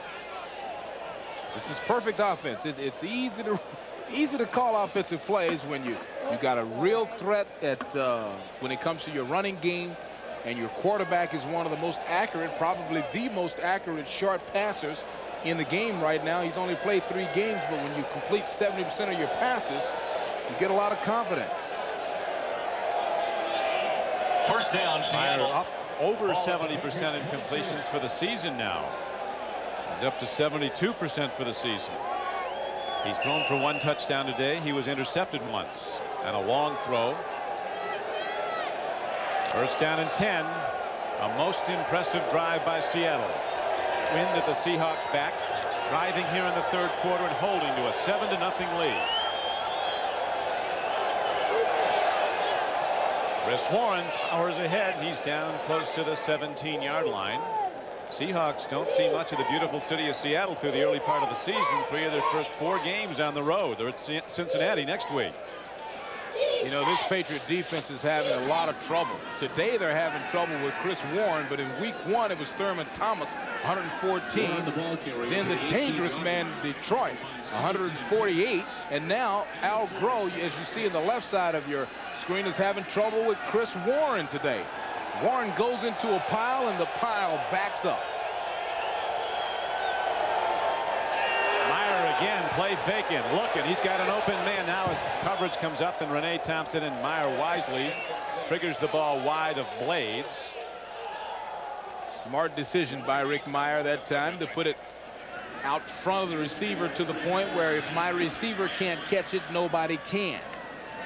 This is a very good decision by a young quarterback. This is the area in the field where a mistake is most devastating. Mistakes are always tough in football. It's a game of mistakes. But when you make a mistake at the 20-yard line, it can be a deflating, a devastating effect to the team's psyche. A very smart decision. Big down now. Third down. Mirer and the Seahawks need 6. Here's the throw to John L. Williams. He beats one tackler and another. And John L. Williams makes one of the big plays of this game to get ahead for a first down after being hit short. Mirer took a shot in the face. Well, that time Renee Thompson had a little too much running back on his hands. The play fake once again. Why does it work? Because they're running the ball well.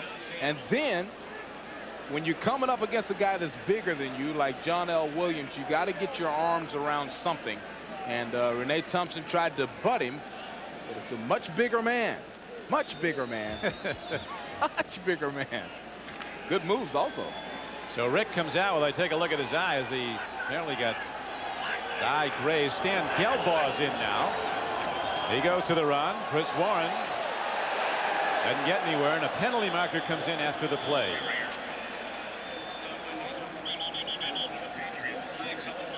There are Stan Gelbaugh's numbers. Last year, he played collegiate at Maryland. Might be a holding call against the Seahawks. Myers not coming back in at this moment. While he's been in, he's hit 12 of 16 throws for 116 yards. Offense. 10 yards, first down. Well, it looked like they were working on Rick Meyer's eye. He's trying to regain his vision. Let's see if we can see where he got poked in the eye. Coming out on the play fake. Oh my goodness, there it is right there. The Mike Pitts. The reach up by big Mike Pitts got a finger inside of the helmet.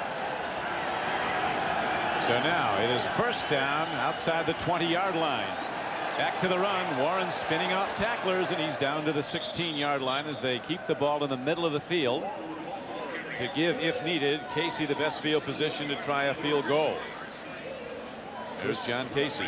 Chris Slade falling on the inside to help on that tackle. They have to tackle Chris Warren by committee. It's not an individual effort with a man that big and that fast.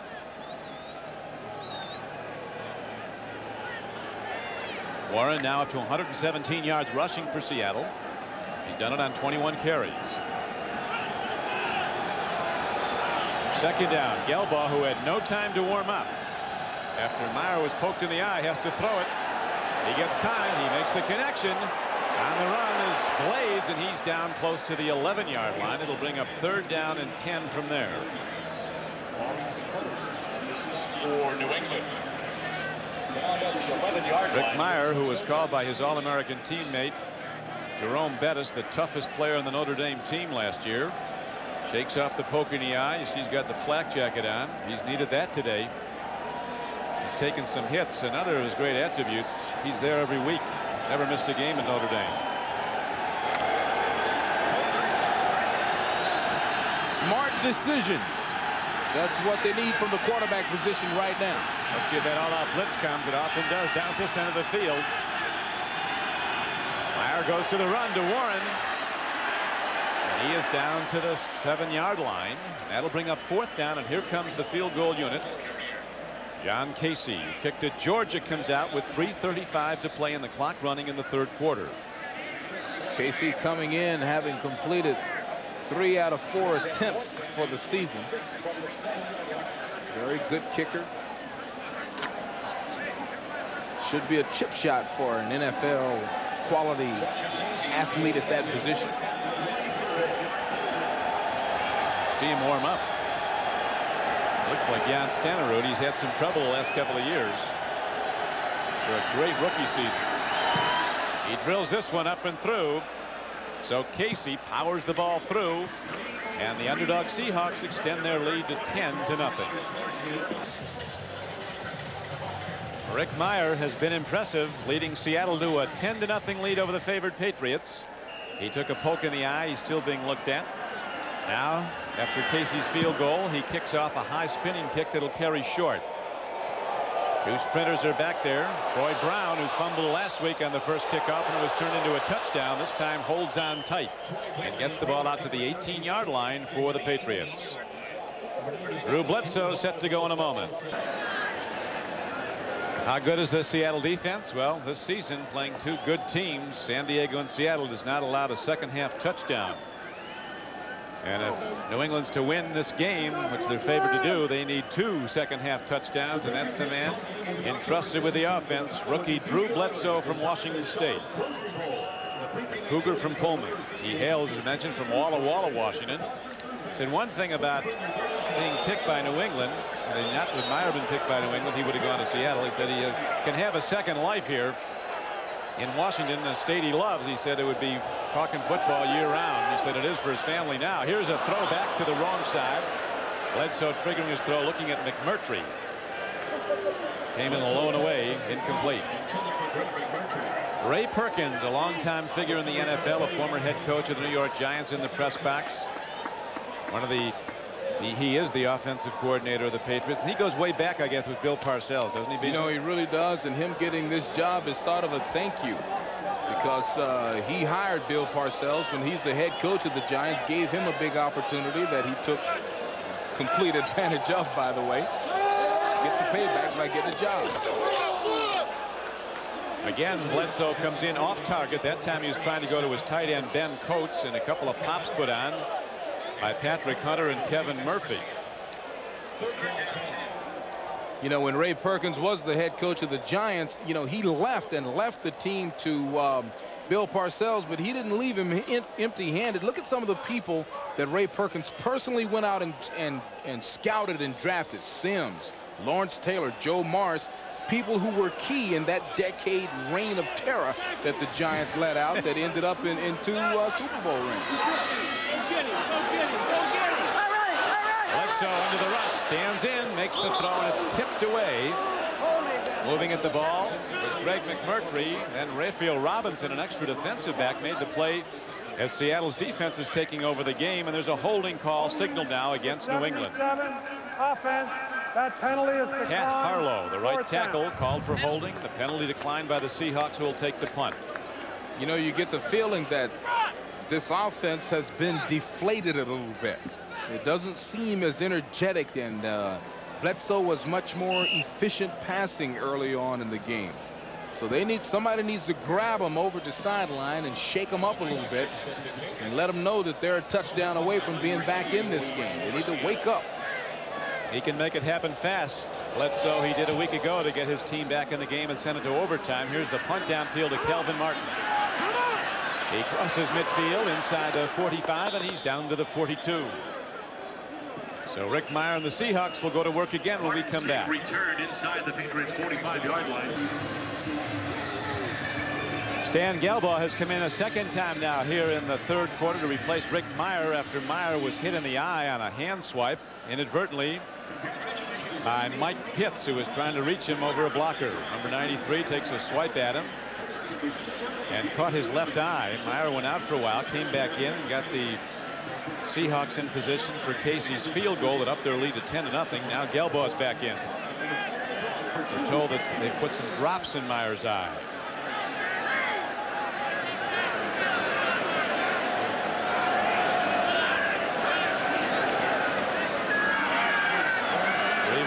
And on the run is Doug Thomas. He's ahead for about 5 yards for the Seahawks. And now while we have a moment, let's go to NFL Live in New York. Jim? All right, Don, that dormant Pittsburgh offense has awakened in a big way as Neil O'Donnell perfects the art of throwing to the back line of the end zone. Third touchdown pass of the day for O'Donnell, tying a career high. This one, a 9-yarder to Dwight Stone, set up by a 39-yard Rod Woodson punt return. Back to Don Criqui. Thank you, Jim. Where we here have 1 minute and 54 seconds to play in the third quarter. Gelbaugh running the offense. 2nd down and 6 coming up for Seattle. Hand off to Warren. He's having a big day, but there's no room to go there as the game wears on more and more. They've got people keying on him every down, including the impressive rookie from Virginia, Chris Slade, who was on the stop, along with Adrian White. Well, that's the first time that the Patriots have stopped that particular play. And that should be encouraging for the defense that has also fallen asleep a little bit. Defensive coordinator Al Groh signaling out the defense. Seattle with 159 yards rushing. New England with only 47 yards rushing. Gelbaugh play faking, makes the throw, and it's a good one. John L. Williams out on the run, a first down and more. And he is down to the 15-yard line. Renee Thompson finally knocked him out of bounds, but an excellent throw by Stan Gelbaugh, good for 22 yards. Once again, it's the play fake that makes it work.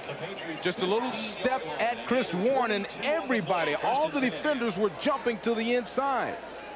John L. Williams hits him for 22 yards, and Bill Parcells is probably fit to be tied right now because the defense just seems like it has no clue, no idea what they're going to do. There's no question these fakes and rollouts, Beasley, are freezing that Patriot defense, taking the rush away. Out of the run, straight ahead. Warren breaks it. He's inside, and he's all the way in for a touchdown.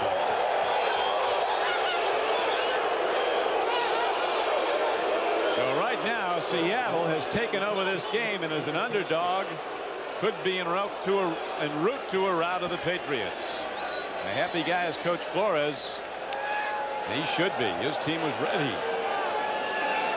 Well, that was impressive blocking, and it didn't take a lot of running from the big man, Chris Warren, right off the hip of Bill Hitchcock and Andy Heck.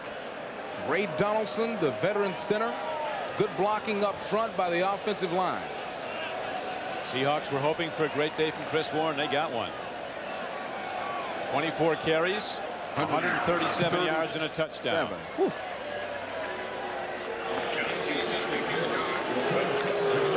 Point after is up and good.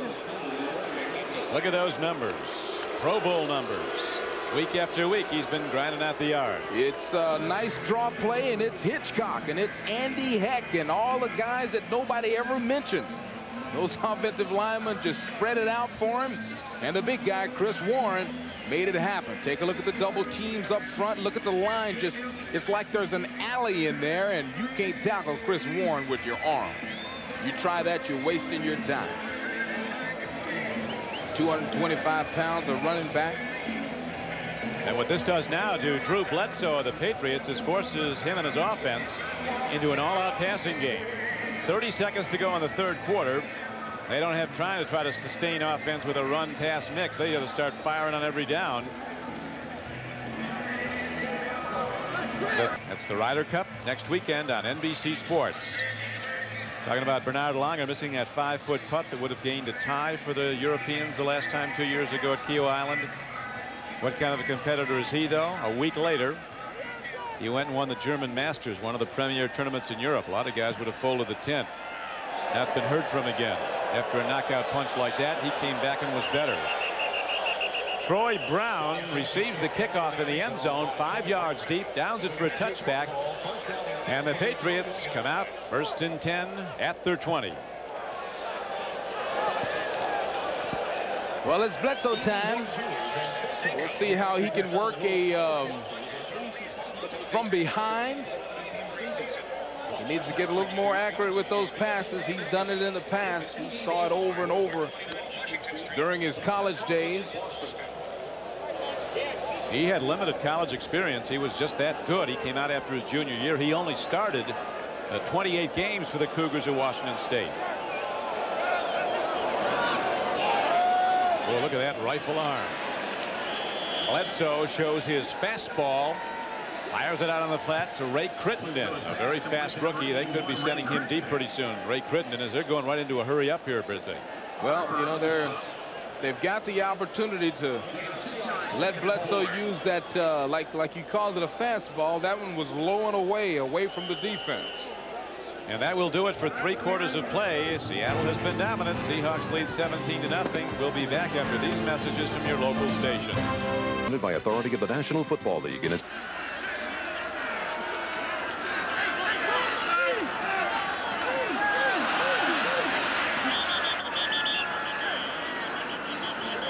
Rick Mirer, a bit ago, put on some sunglasses. He has slight blurred vision in his left eye, and with a 17-0 lead, they're electing to hold him out the rest of the game. He Doesn't seem to be in too much discomfort, though.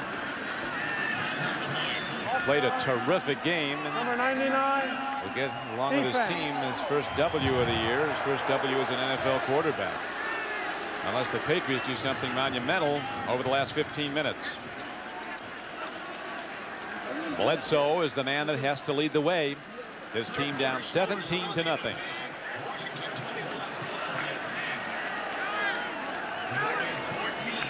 Take a look at the difference in the rushing yards. Seattle versus New England. Seattle with a powerful 172 yards rushing. And like we told you earlier, a lot of that to go with Chris Warren. You know, Seattle has held New England to -1 yard rushing in the third quarter, and that's where they've taken over. They surely have. A very impressive show by the Seattle Seahawks, a team that defensive call on the Tez left a little. Seattle, a team that's lost 21 of its last 25 games. Oh, the Tez off and running, and when you get 300 pounds moving, tough to hide. You can't bring it back. you can't stop it. Bill Parcells talking about he doesn't look like a great player, and he's kind of a hefty guy, but until you shake his hand, you get the feeling he could crunch that up like a piece of tinfoil if he's so. Yeah, no, that body is not the prototype of a all-pro defensive lineman, and that looked like he could do more damage to a double cheeseburger than an offensive quarterback. But boy, he's a tough one. Now, man, let me tell you something. I wouldn't want to be in the practice Monday, Tuesday, Wednesday, Thursday, Friday with Bill Parcells after this defensive showing. Next time out for the Patriots, they head down to Giant Stadium to play the Jets next Sunday. And that's going to be a lot of trouble. Those Jets are red hot right now. Yeah, they look real good winning in Miami. Take a break this weekend. They were off this week, yeah. So they'll be fresh with fresh legs and ready to eat up a Patriot. Seattle heads to Cincinnati next week for a 1 o'clock Eastern game on NBC, 10 o'clock Pacific time. Bledsoe takes a drop. He's got some time, runs out of it, gets the ball away, and makes the connection for a first down. A rocket throw to the quick rookie Ray Crittenden, number 81. And it's a first down for the Patriots, a 10-yard gain. Well, that's what Drew Bledsoe does so well. He doesn't have to set his feet, step, and throw like your average quarterback. He can be falling backwards, off balance. Watch this. He'll see the pressure, just swing it. You know, that velocity is generated through the shoulder turn, much like a golf swing. Now he takes a deep drop, gets time, delivers the ball downfield. He has an open man. Again, it's Crittenden running inside the zone coverage, which was way back. And Crittenden is ahead for a gain of 19 yards, another Patriot first down, as Bledsoe starts moving his team. You know, that Crittenden can fly now. Everybody's afraid of him. You see the defensive backs obviously have seen the scouting report. You give a guy that can run like Crittenden a lot of respect. You give him a little room, and Bledsoe taking advantage of that. Seahawks defense pitching a shutout so far. Bledsoe fires over the middle, but comes back a bit at the wrong side as he tries another crossing pattern throw to Greg McMurtry. Now it's back to New York and Jim Lampley. Jim? Well, Don, there are critics who will say the Bengals are locked in the Stone Age, but this isn't what they had in mind. O'Donnell to Leroy Thompson to Stone. Now watch the quarterback O'Donnell block. Well, in a manner of speaking, as Stone goes into the end zone from 38 yards out, it is 34-7 Steelers in Three Rivers. Don Criqui. Thank you, Jim. I remember Neil O'Donnell. A couple of my kids played against him in high school in football and basketball in New Jersey. He's a great high school basketball player. More recruited for that, I think, than football. Here's a throw downfield, a nice throw by Bledsoe, and the ball is caught at the 25-yard line. Greg McMurtry comes back at the ball. 12-yard throw as Bledsoe starts to show his stuff. You know, this is a big-time throw. This time he can set, step, and throw, and when he does have that opportunity, I can guarantee you that the ball is going to be right on the money. Good blocking that time. McMurtry, a big receiver with very good hands. 6'2", 207. Parcells talking about Bledsoe said his mobility really surprised him. They knew he had pretty good feet, but he has excellent feet. Showing it here, the quick drop standing in. Another great throw. On the run is tight end Ben Coates, and he dives in. Let's look for the signal. There's the touchdown call. And the Patriots have scored with 13:27 to play.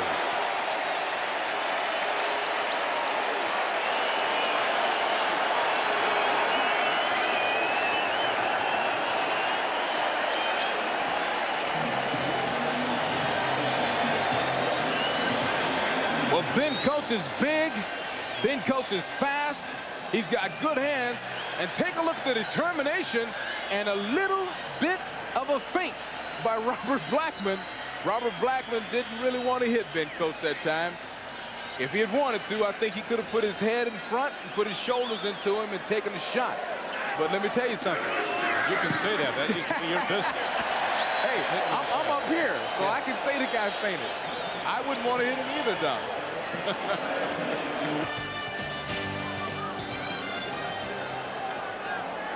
Foxborough Stadium sold out. Beasley. Take a look at number 25, Robert Blackman here. All he had to do was put his body in front. Let me tell you something. A guy that weighs 245 running as fast as Ben Coates runs, I wouldn't want to hit him either, but let me tell you something. Somebody upstairs is saying the same thing I'm saying. Son, you got to give it up. Here's the You got to give up the body. Whoa, they wanted that to come out. He does anyway. And the knockdown is made at the 15-yard line. That was John Vaughn. He wants to attack his old team if he can. And he, against good counsel, took the ball out, and now he starts his team deep in their own end from the 15. Now watch this. He's going to be told. Bates is saying, no, wait. So he lost the blocker. Yep. John Vaughn playing against his old team, probably, and he's one of the best kickoff returners in the world. Had he have had some blocking, but he was told to stay. That was a mistake. We all make them. But let's see now if the Patriots can get a stop on the Seattle offense with Mirer on the sideline.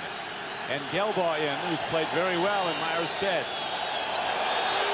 Chris Warren runs the ball and gets it out to the 18-yard line. A ton of time left. 13:08 to play in the game. Well, that's the guy they have to stop. That's the drive sustainer. Chris Warren and that Seattle Seahawks offensive line have done one heck of a job. Look at that, 140 yards rushing and a touchdown. That's one heck of a job. And you have to pat those offensive linemen on the back, and you have to once again say, Chris Warren, the best back in the National Football League that you might not know very much about. Extremely underrated. But if he keeps it up, everybody will know his name. Gelbaugh stands in. Here comes the rush. There's the throw. It's might be intercepted, as you know. They're ruling incomplete. It caromed off the receiver, the tight end, Paul Green. A Patriot made a play on the ball, but they really did not have it. Farrell Edmonds downfield also. Well, I'll tell you what, this is nothing but good defense here by the safety. The ball wasn't caught cleanly. He drives in, pops him, and drives him back. Can't ask for any better than that.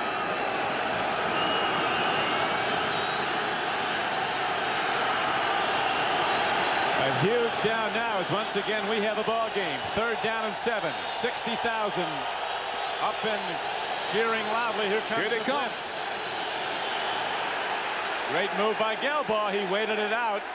No. I think they talk Ray Roberts in the jumping off side there. Right, let's see. I believe. We'll find out.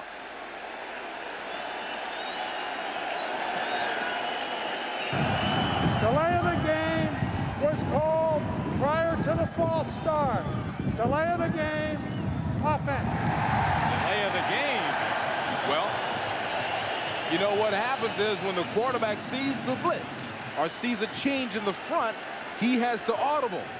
So Gelbaugh probably not getting a lot of offensive snaps during the course of the week. A little bit slow making the change. And there the play call, the infraction call.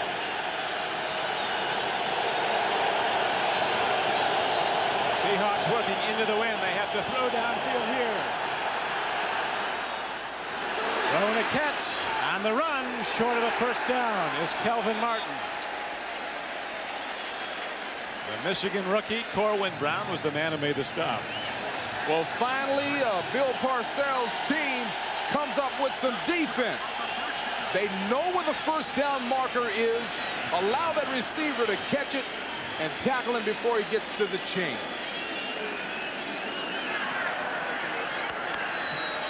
Opportunity knocks. They got to get a good return, make a ball game out of it with another good showing from Bledsoe. That last drive that he had was all passing, resulting in a touchdown. On hit downfield, it takes a Seattle roll, and the Seahawks down it at the 43-yard line of New England. But this stadium has come alive as we have a game. Seattle continues to lead.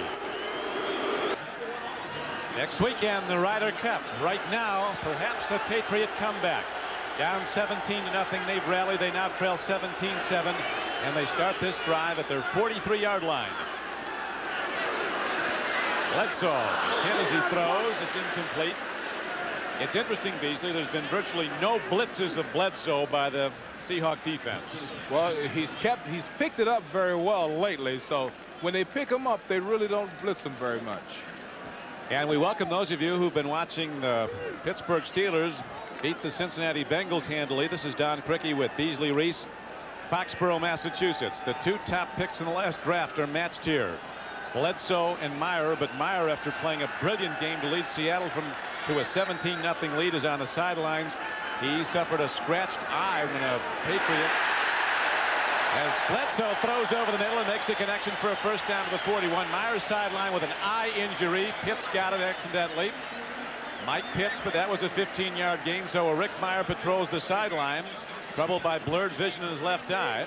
Stan Gelbaugh has been working at quarterback for the Seahawks, but right now, the top pick in the last draft, Drew Bledsoe, is leading the Patriots. He took them to a touchdown their last possession, and here they come again. First down and 10 at the 41-yard line. They're down 17-7, but moving fast.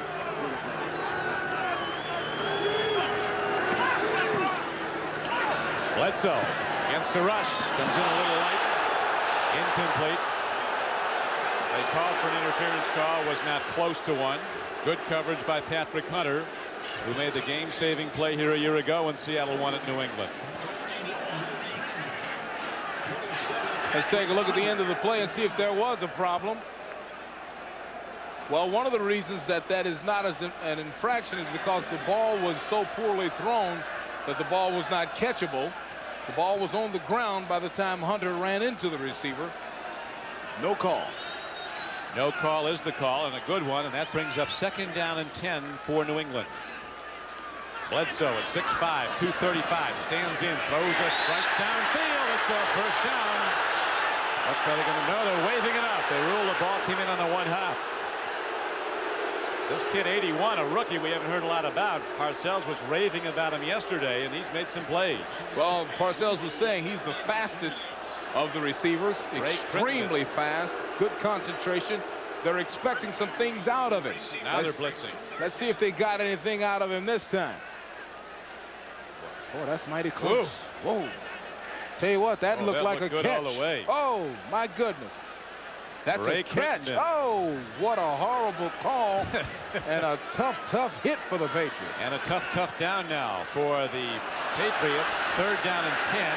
Markers go down the line of scrimmage as Bledsoe is sacked for the first time. They sacked Mirer 4 times while he was in. Cortez Kennedy gets him, but there's a marker down. Might be an offside on Seattle. Yeah, I don't think the Tez will get credit for this one because no infraction on the play. No infraction on the play. It's a sack. There was a penalty marker, but there's no infraction. So the Tez finally comes through. Big number 96 got 2 people on him once again, but as Bledsoe is flushed forward, there comes 300 pounds of man dragging Bledsoe to the ground. So he's got an interception off a tip earlier in the game, and now he's got him a sack. You know, you can't keep a guy like that out of it all day long. It was really a rookie, though, Beasley. Michael Sinclair, number 70, who forced the sack. He ran him right into Cortez Kennedy. Here's the punt downfield at Kelvin Martin. Former standout from Boston College, turns it upfield. Seeing nowhere to go, puts the head down, gets to the 19-yard line. 10:21 to play. Browns and the Raiders tee it up next on most of these NBC stations. There's Rick Mirer, the rookie quarterback from Notre Dame. who played a tremendous game. This is the play he was injured on. You know, Mike Pitts is pushing from the center of your screen. He reaches out the right hand and scrapes across his. You see him squinting there. And now they say he's blurred. He's been working his hands around his eyes, trying to get his vision straight. Not in the game. Now we're told he has a problem with both eyes. As the handoff goes to Chris Warren, and he is stopped quickly on a first down carry at the 18-yard line, knocked down by Todd Collins. The rushing yards today tell a big story. Seattle came in thinking they could run on New England, and they did. 177 yards. Chris Warren's been the main force. And that rushing dominance has led to this advantage in time of possession for the Seahawks. You add time of possession and you add rushing stats like that together, and you're supposed to lose the game without some individual, unbelievable big plays. And out to Warren, goes into the pile, but it doesn't move. On 2nd down and 10, there's a gain of just 2 yards. You know, suddenly this New England defense has figured out a couple of things, and they've been successful. I'd say the last couple of times out on the field, they've been able to hold. There's Al Groh, the defensive coordinator, calling in those whatever magic he's got in that pocket right now. He's got to pull it out. Big down now as the Patriots looking for a stop. Gelbaugh, the veteran who played 3 years at Buffalo, was out of football a couple of years, was with the Seahawks last season, takes the drop. Here's a blitz. Free ball. It's live. Patriots have it.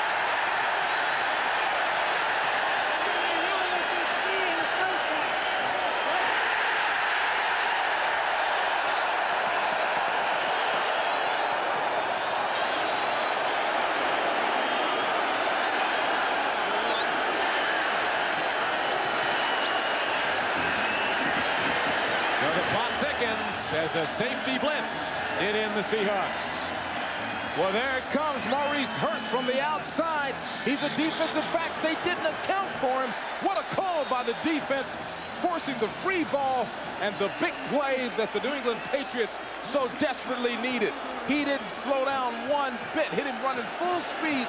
Maurice Hurst, the veteran, 5'10", 185 pounds, but when you're running that fast, you hit more like about 250.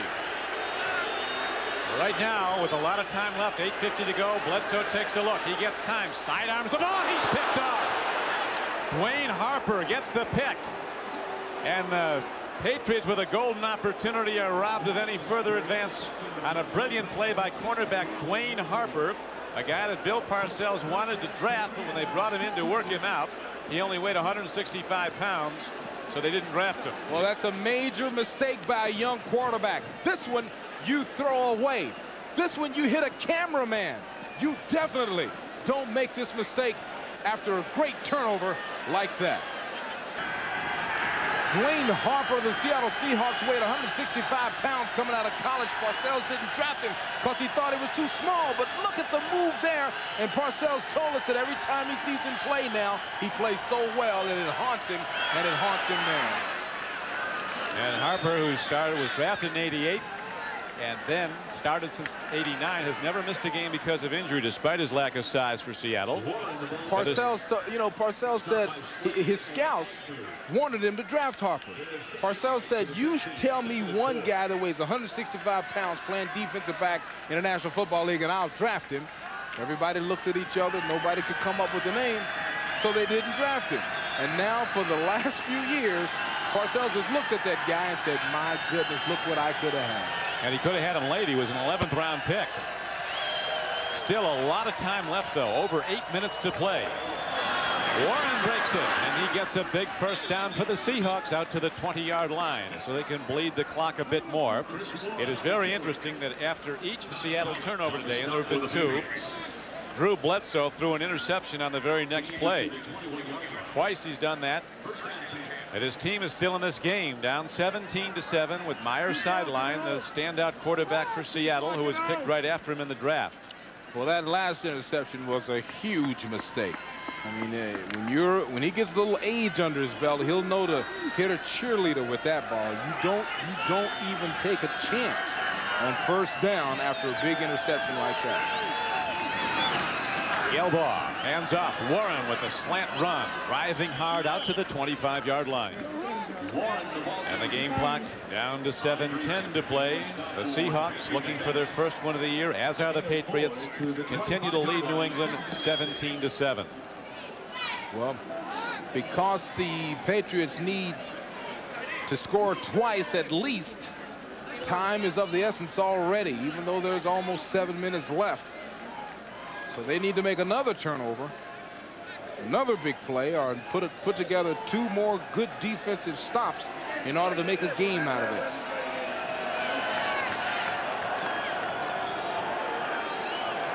Gilbaugh buys time with a rollout, makes a throw. He's picked off, intercepted by New England. And the Patriots have the ball at the 26-yard line. Todd Collins, a young linebacker. But there's a penalty marker down in the Patriot backfield. Could it be a hold? Well, the only people applauding right now are the New England Patriots. It's a hold, a personal foul. Uh-oh. Offsetting, it's no play. Personal foul, 15-yard face mask foul, number 87 defense. First he Hold the signaled headgear holding, off then the he signaled man. personal foul. 15 yards, first down. Well, I'm struggling to find an 87. Yeah, there is no 87 out there. 87 defense. Penalty is declined. No 87 First defense. down. Now it's going over to New England. So a thoroughly confusing situation is more confused as he now turns the ball to New England after signaling first down Seattle. All right, let's see if we can figure this one out. First of all, we know that it's a great interception. The penalty marker was down, though, in the backfield, like it could be a holding call. Well, the officials should explain that one a little bit better.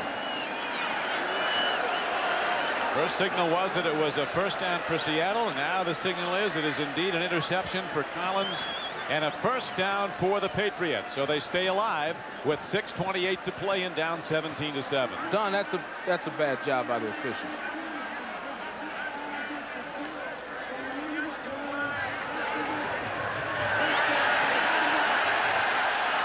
Okay, let's see if we can find it. Lower right side. There it is, right there. 87 Paul Green rips off the helmet. There it is. But they called 87 on the defense, and there was no 87. He meant 87 on the offense. There you go. Now here's another penalty. Somebody said the wrong thing, I think. Well, you know, I've seen the good officiating crews come out and say, I mean, go through a paragraph explaining exactly what happened to the fans. And that's what the officials should have done there. They should have said, we said 87 on one team, it was 87 on the other, and that's the reason we're making the change. First and 10 for the Patriots. Here is Drew Bledsoe. Throws over the middle. He makes the connection. Ben Coates is down to the 4-yard line. New England drives on a very fine throw by Drew Bledsoe. Now, I'm sure that somebody has pulled Drew Bledsoe over to the side after the last miscue and said, son, if you don't see it, hit a goal post. This time he's got it wide open. He's able to put the ball where he wants to. An opportunity knocks for New England. So the Patriots down by 10, 5:57 to play, go to the run. There is the signal. It's a touchdown for the Patriots. Sam Gash, a second-year back out of Penn State, takes it in. The first rushing touchdown this season for New England. And now they're an extra point away to coming to within 17-14.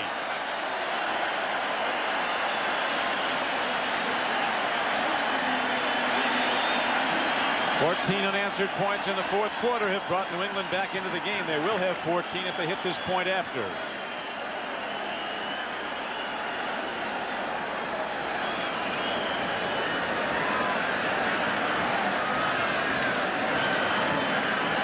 Sisson is 3 of 3 attempts on field goals. Rookie from Georgia Tech hitting the point after. On PATs. And so it's now a 3-point game. 5:54 to play. Let's take a look at the hero, the offensive line. First of all, stalemating, cleaning up, really blocking well. Look at Pat Harlow's block on the inside. And Sam Gash using that 5'11", 235-pound frame. Uh-oh, looked like his knee was down. Uh-oh. Look at that. He's down right now.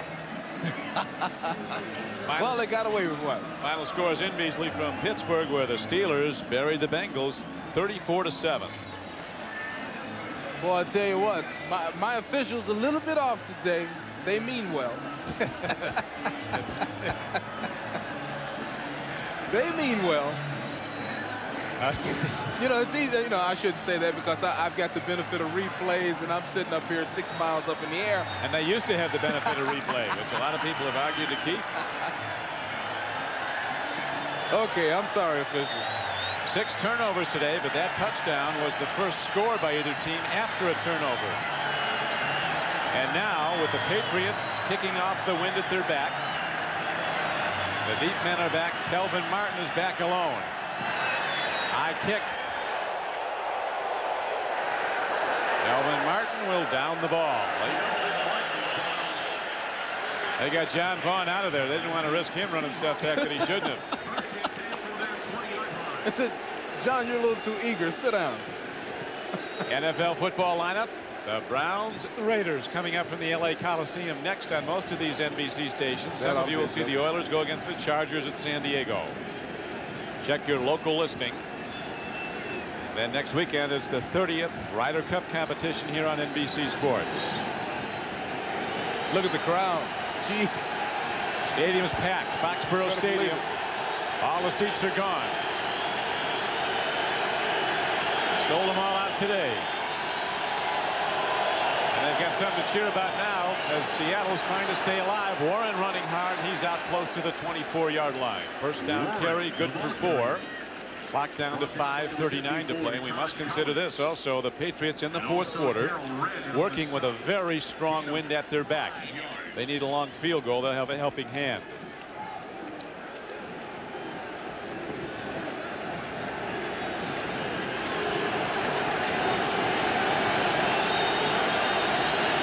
Patriots have won only 9 of 50 games in the 90s. Seahawks also struggling, looking for their first win of the year. Go to Warren. He breaks it. Warren's ahead to the 30-yard line, and he appears to have a first down.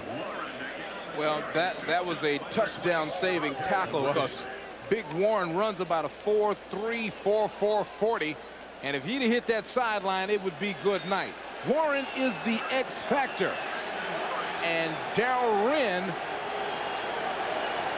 his O beats his X in the X's and O's of football, because had he not have made that play, it would be one of, I believe he would have just scored.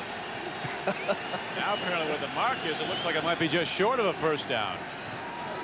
They're bringing the yard markers out. The game clock stopped with an official timeout. 4:41 left to play. Seattle's been greatly improved on 3rd down conversions this week. 5 of 11 so far. They've been under 11% through the first 2 games. Right, I was about to say they came in this game something like what, 2 of 19. 2 of 19 was yeah, it? Yeah, 2 of 19. Chris Warren having a big-time day. 32 carries, 167 yards against the Parcells defense. And Warren's probably the guy now as they stack the front of the New England defense. 17-14 Seattle. 3rd down, less than a yard. He didn't get there. Patriots shut the run down. Chris Warren cut down. And it'll bring up 4th and less than a yard.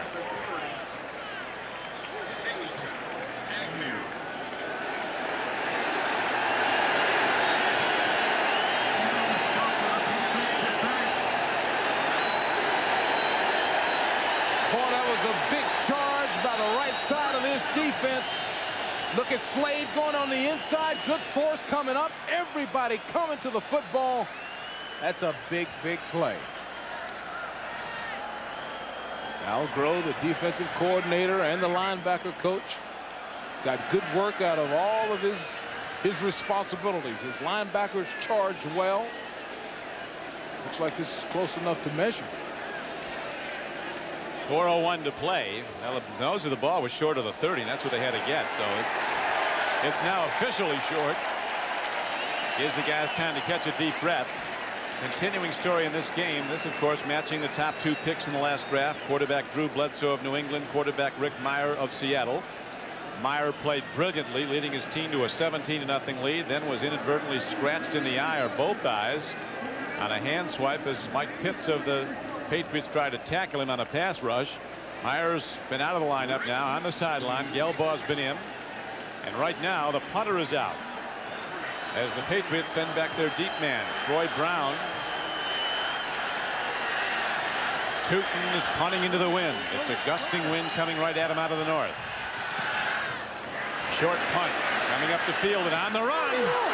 Ball was touched and it's down back at the 25-yard line. So Troy Brown a week ago fumbled the opening kickoff of the game against the Lions, and the Lions returned it for a touchdown 11 seconds into the game. New England was down 7-0. He lives dangerously again. Troy Brown is having a bad couple of weeks. Now, this is the right idea. I'm telling you. Well, wait a minute. Man, see, we got another problem. The kid should be given room to catch the ball. I'll tell you one thing. Some people might have voted against replay, but they voted back today. Let's see if Parcells buys this one. He said, Coach, you didn't give me time to catch it. Parcells said, hey, get. Oh, wait a minute. He's pleading his case. That's a bad call. Tough call, and it puts the Patriots back at their 25. They're cheering that call in Seattle, though. Here is an out pattern. Nicely thrown. Bledsoe for a first down to the quick Ray Crittenden. Crittenden, rookie from Virginia Tech. Now, see, this is a dangerous pass if you're not Drew Bledsoe. This is the longest pass geometrically to throw. Takes a long time to get there, but not if you're Drew Bledsoe. Man, he's got the power to sling it over to the sideline. Good catch, good effort. And he's got the height to see downfield. Drew Bledsoe at 6'5", 235 pounds.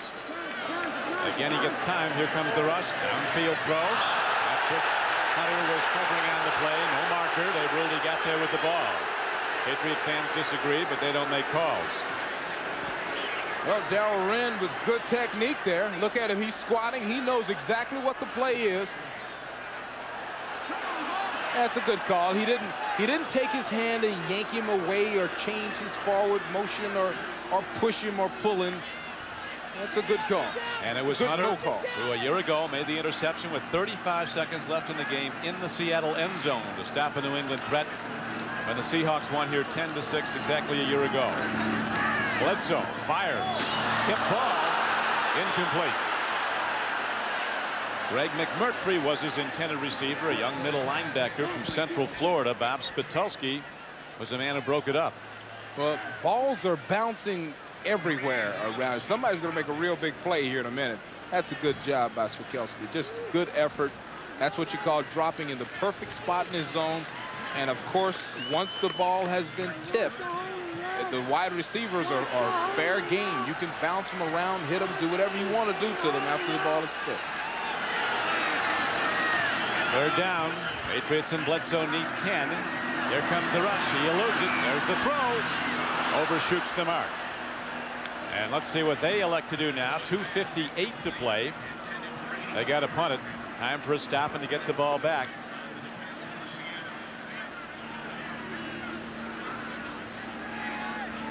Wind could be a factor as this game comes down to its closing seconds. Mike Saxon, the New England punter, working with the wind at his back. He can boom it. Kelvin Martin, who is one of the best. He returned kicks for the Cowboys Super Bowl championship team last year. Look for an angle kick. He's got a lot of diamonds on his finger, too, Beasley, to prove it. That Dallas ring is... Jerry Jones spent the money there in addition to on Emmitt Smith. That ring was gorgeous. I was so jealous, and I bet all of his teammates are jealous. Very few of those guys have had an opportunity to get a ring like that. Tonight, beginning at 7/6 Central Time, don't miss Eyewitness Video with new host John Forsythe. Then the newest hit on NBC, Sequest, starring Roy Scheider, followed by the Sunday night movie Quigley Down Under. That stars Tom Selleck. It's all tonight starting at 7/6 Central Time on NBC. Sequest opening to rave reviews, and a huge segment of audience tuned in for that. Second edition tonight, one of the most expensive shows on television, and the early returns, one of the best. Tonight on NBC. Now, Gelbaugh in at quarterback, sets his team the 11-yard line.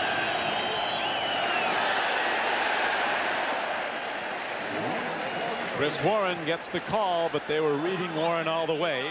It's free safety. Harlan Barnett, former Cleveland Brown, came in and filled, everybody playing the run.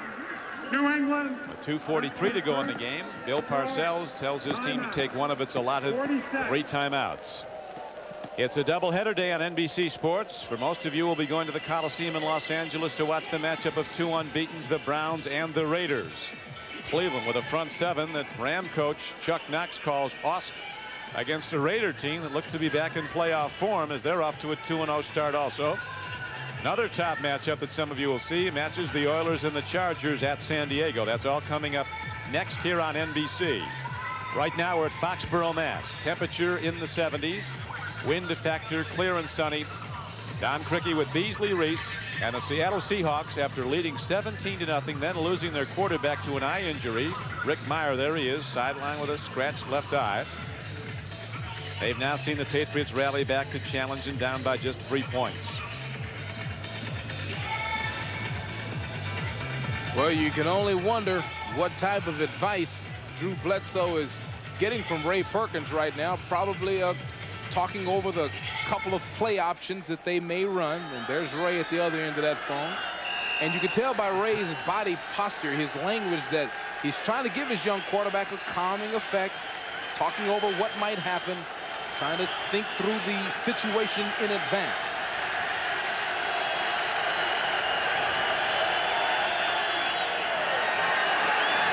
Second and 8, nothing there. Chris Warren runs the ball. Adrian White makes the knockdown at the 23-yard line. So a huge 3rd down arises, and Gelbaugh and the Seahawks have to throw into the wind.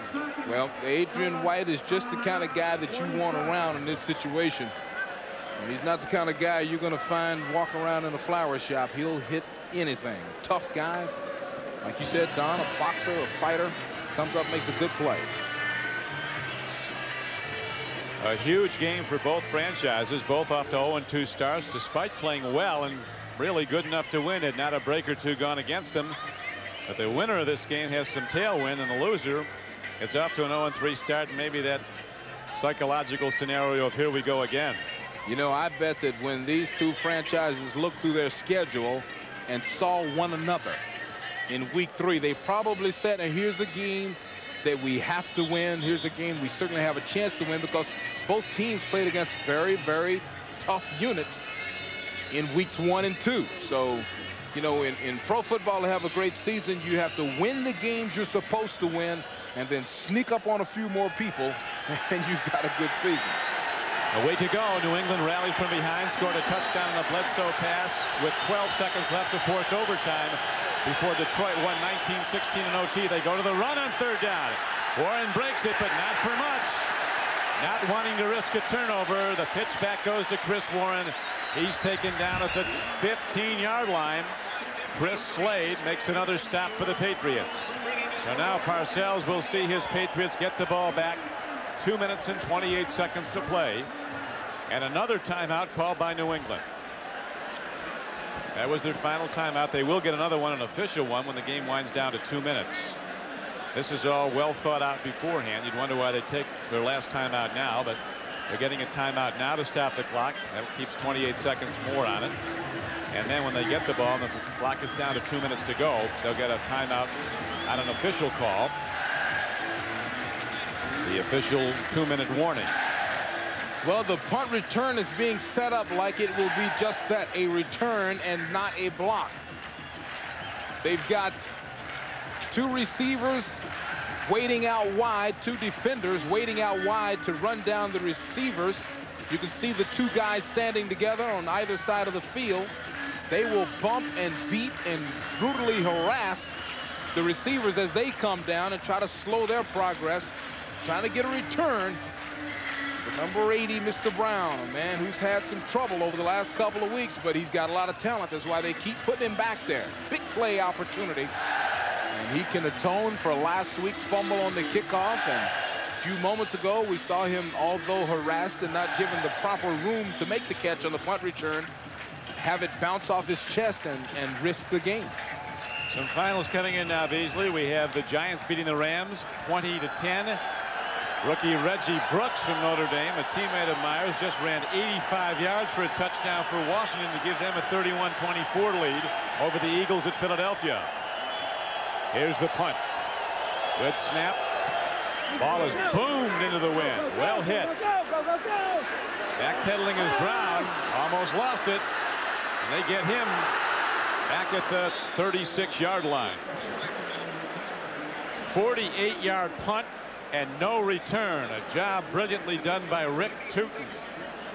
Troy Brown is a dangerous man. Oh, he's. They're staying with him. Let me tell you something. Whoop. If I'm a coach, I have a heart attack with this kid. He obviously can run it very well, or they wouldn't put him back there. But my goodness, he's got to secure the ball a little better. Well, he's got Coach Parcells walking the sidelines, as this game does. Coach got back into it after 2 years at NBC. Loving being back. That was a great opportunity for the Patriots, but Tootin comes up with a monster punt and no return.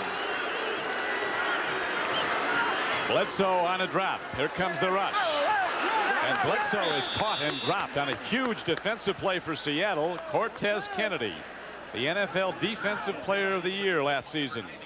Busts through a double team block, gets the quarterback.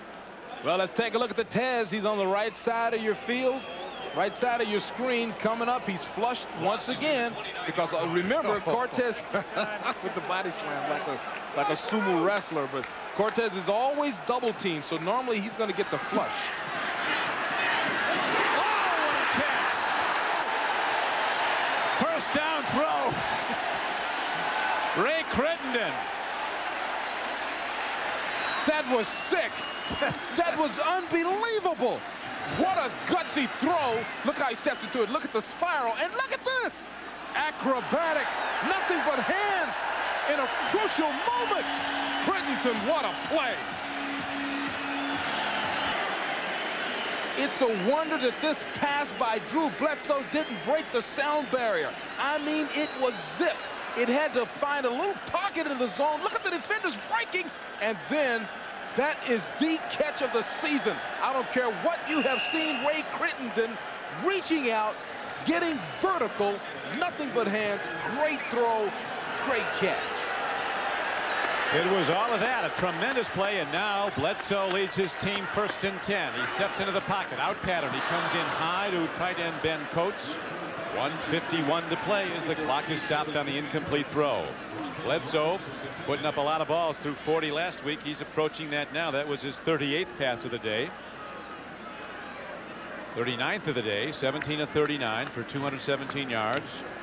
1 touchdown, 1 interception.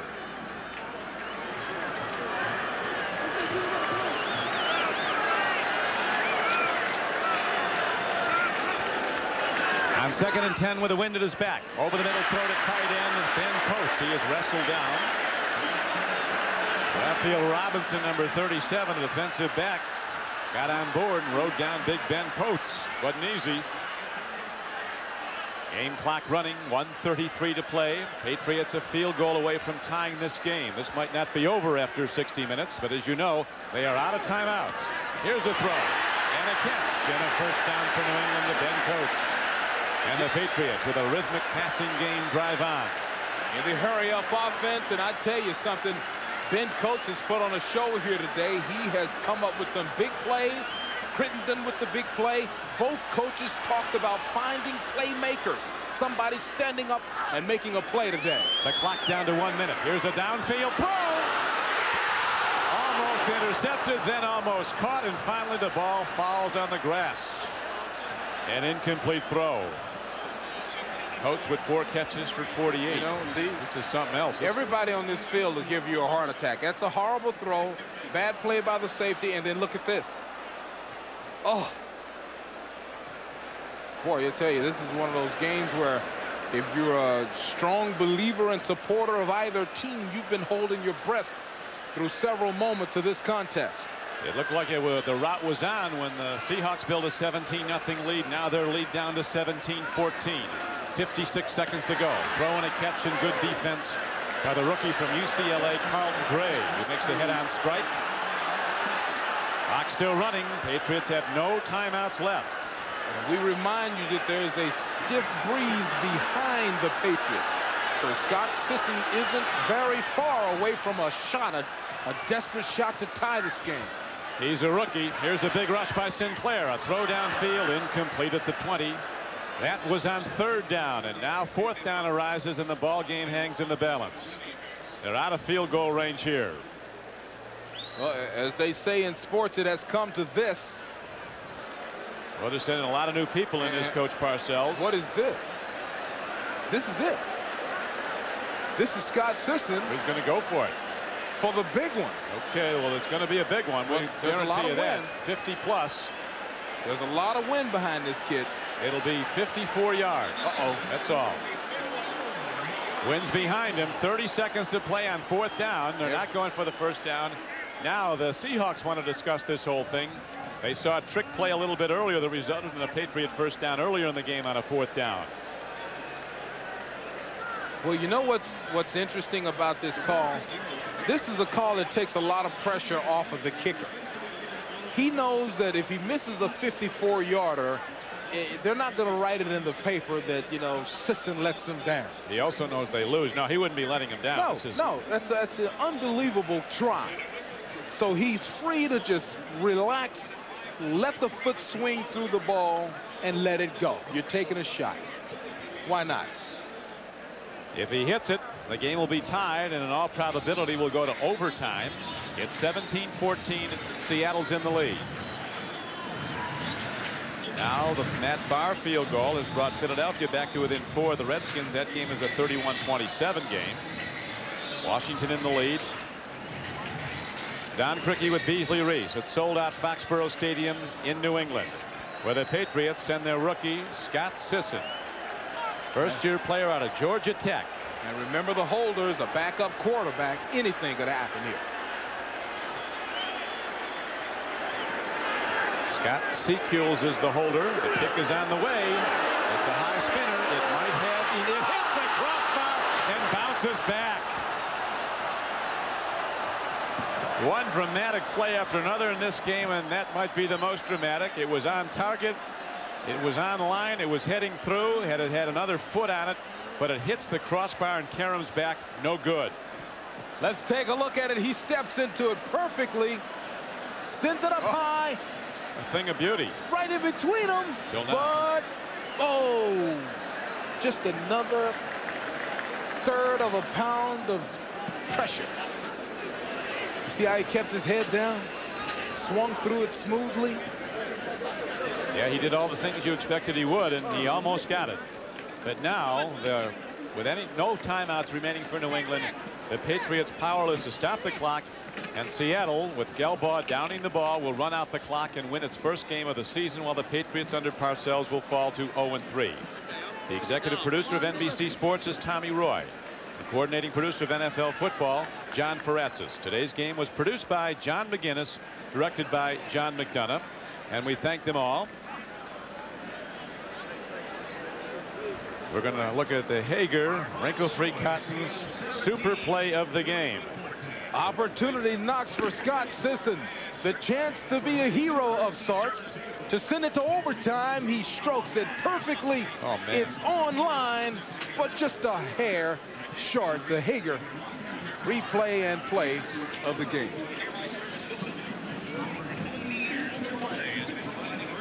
So the Seattle Seahawks prevail 17-14. Coach Flores going off the field.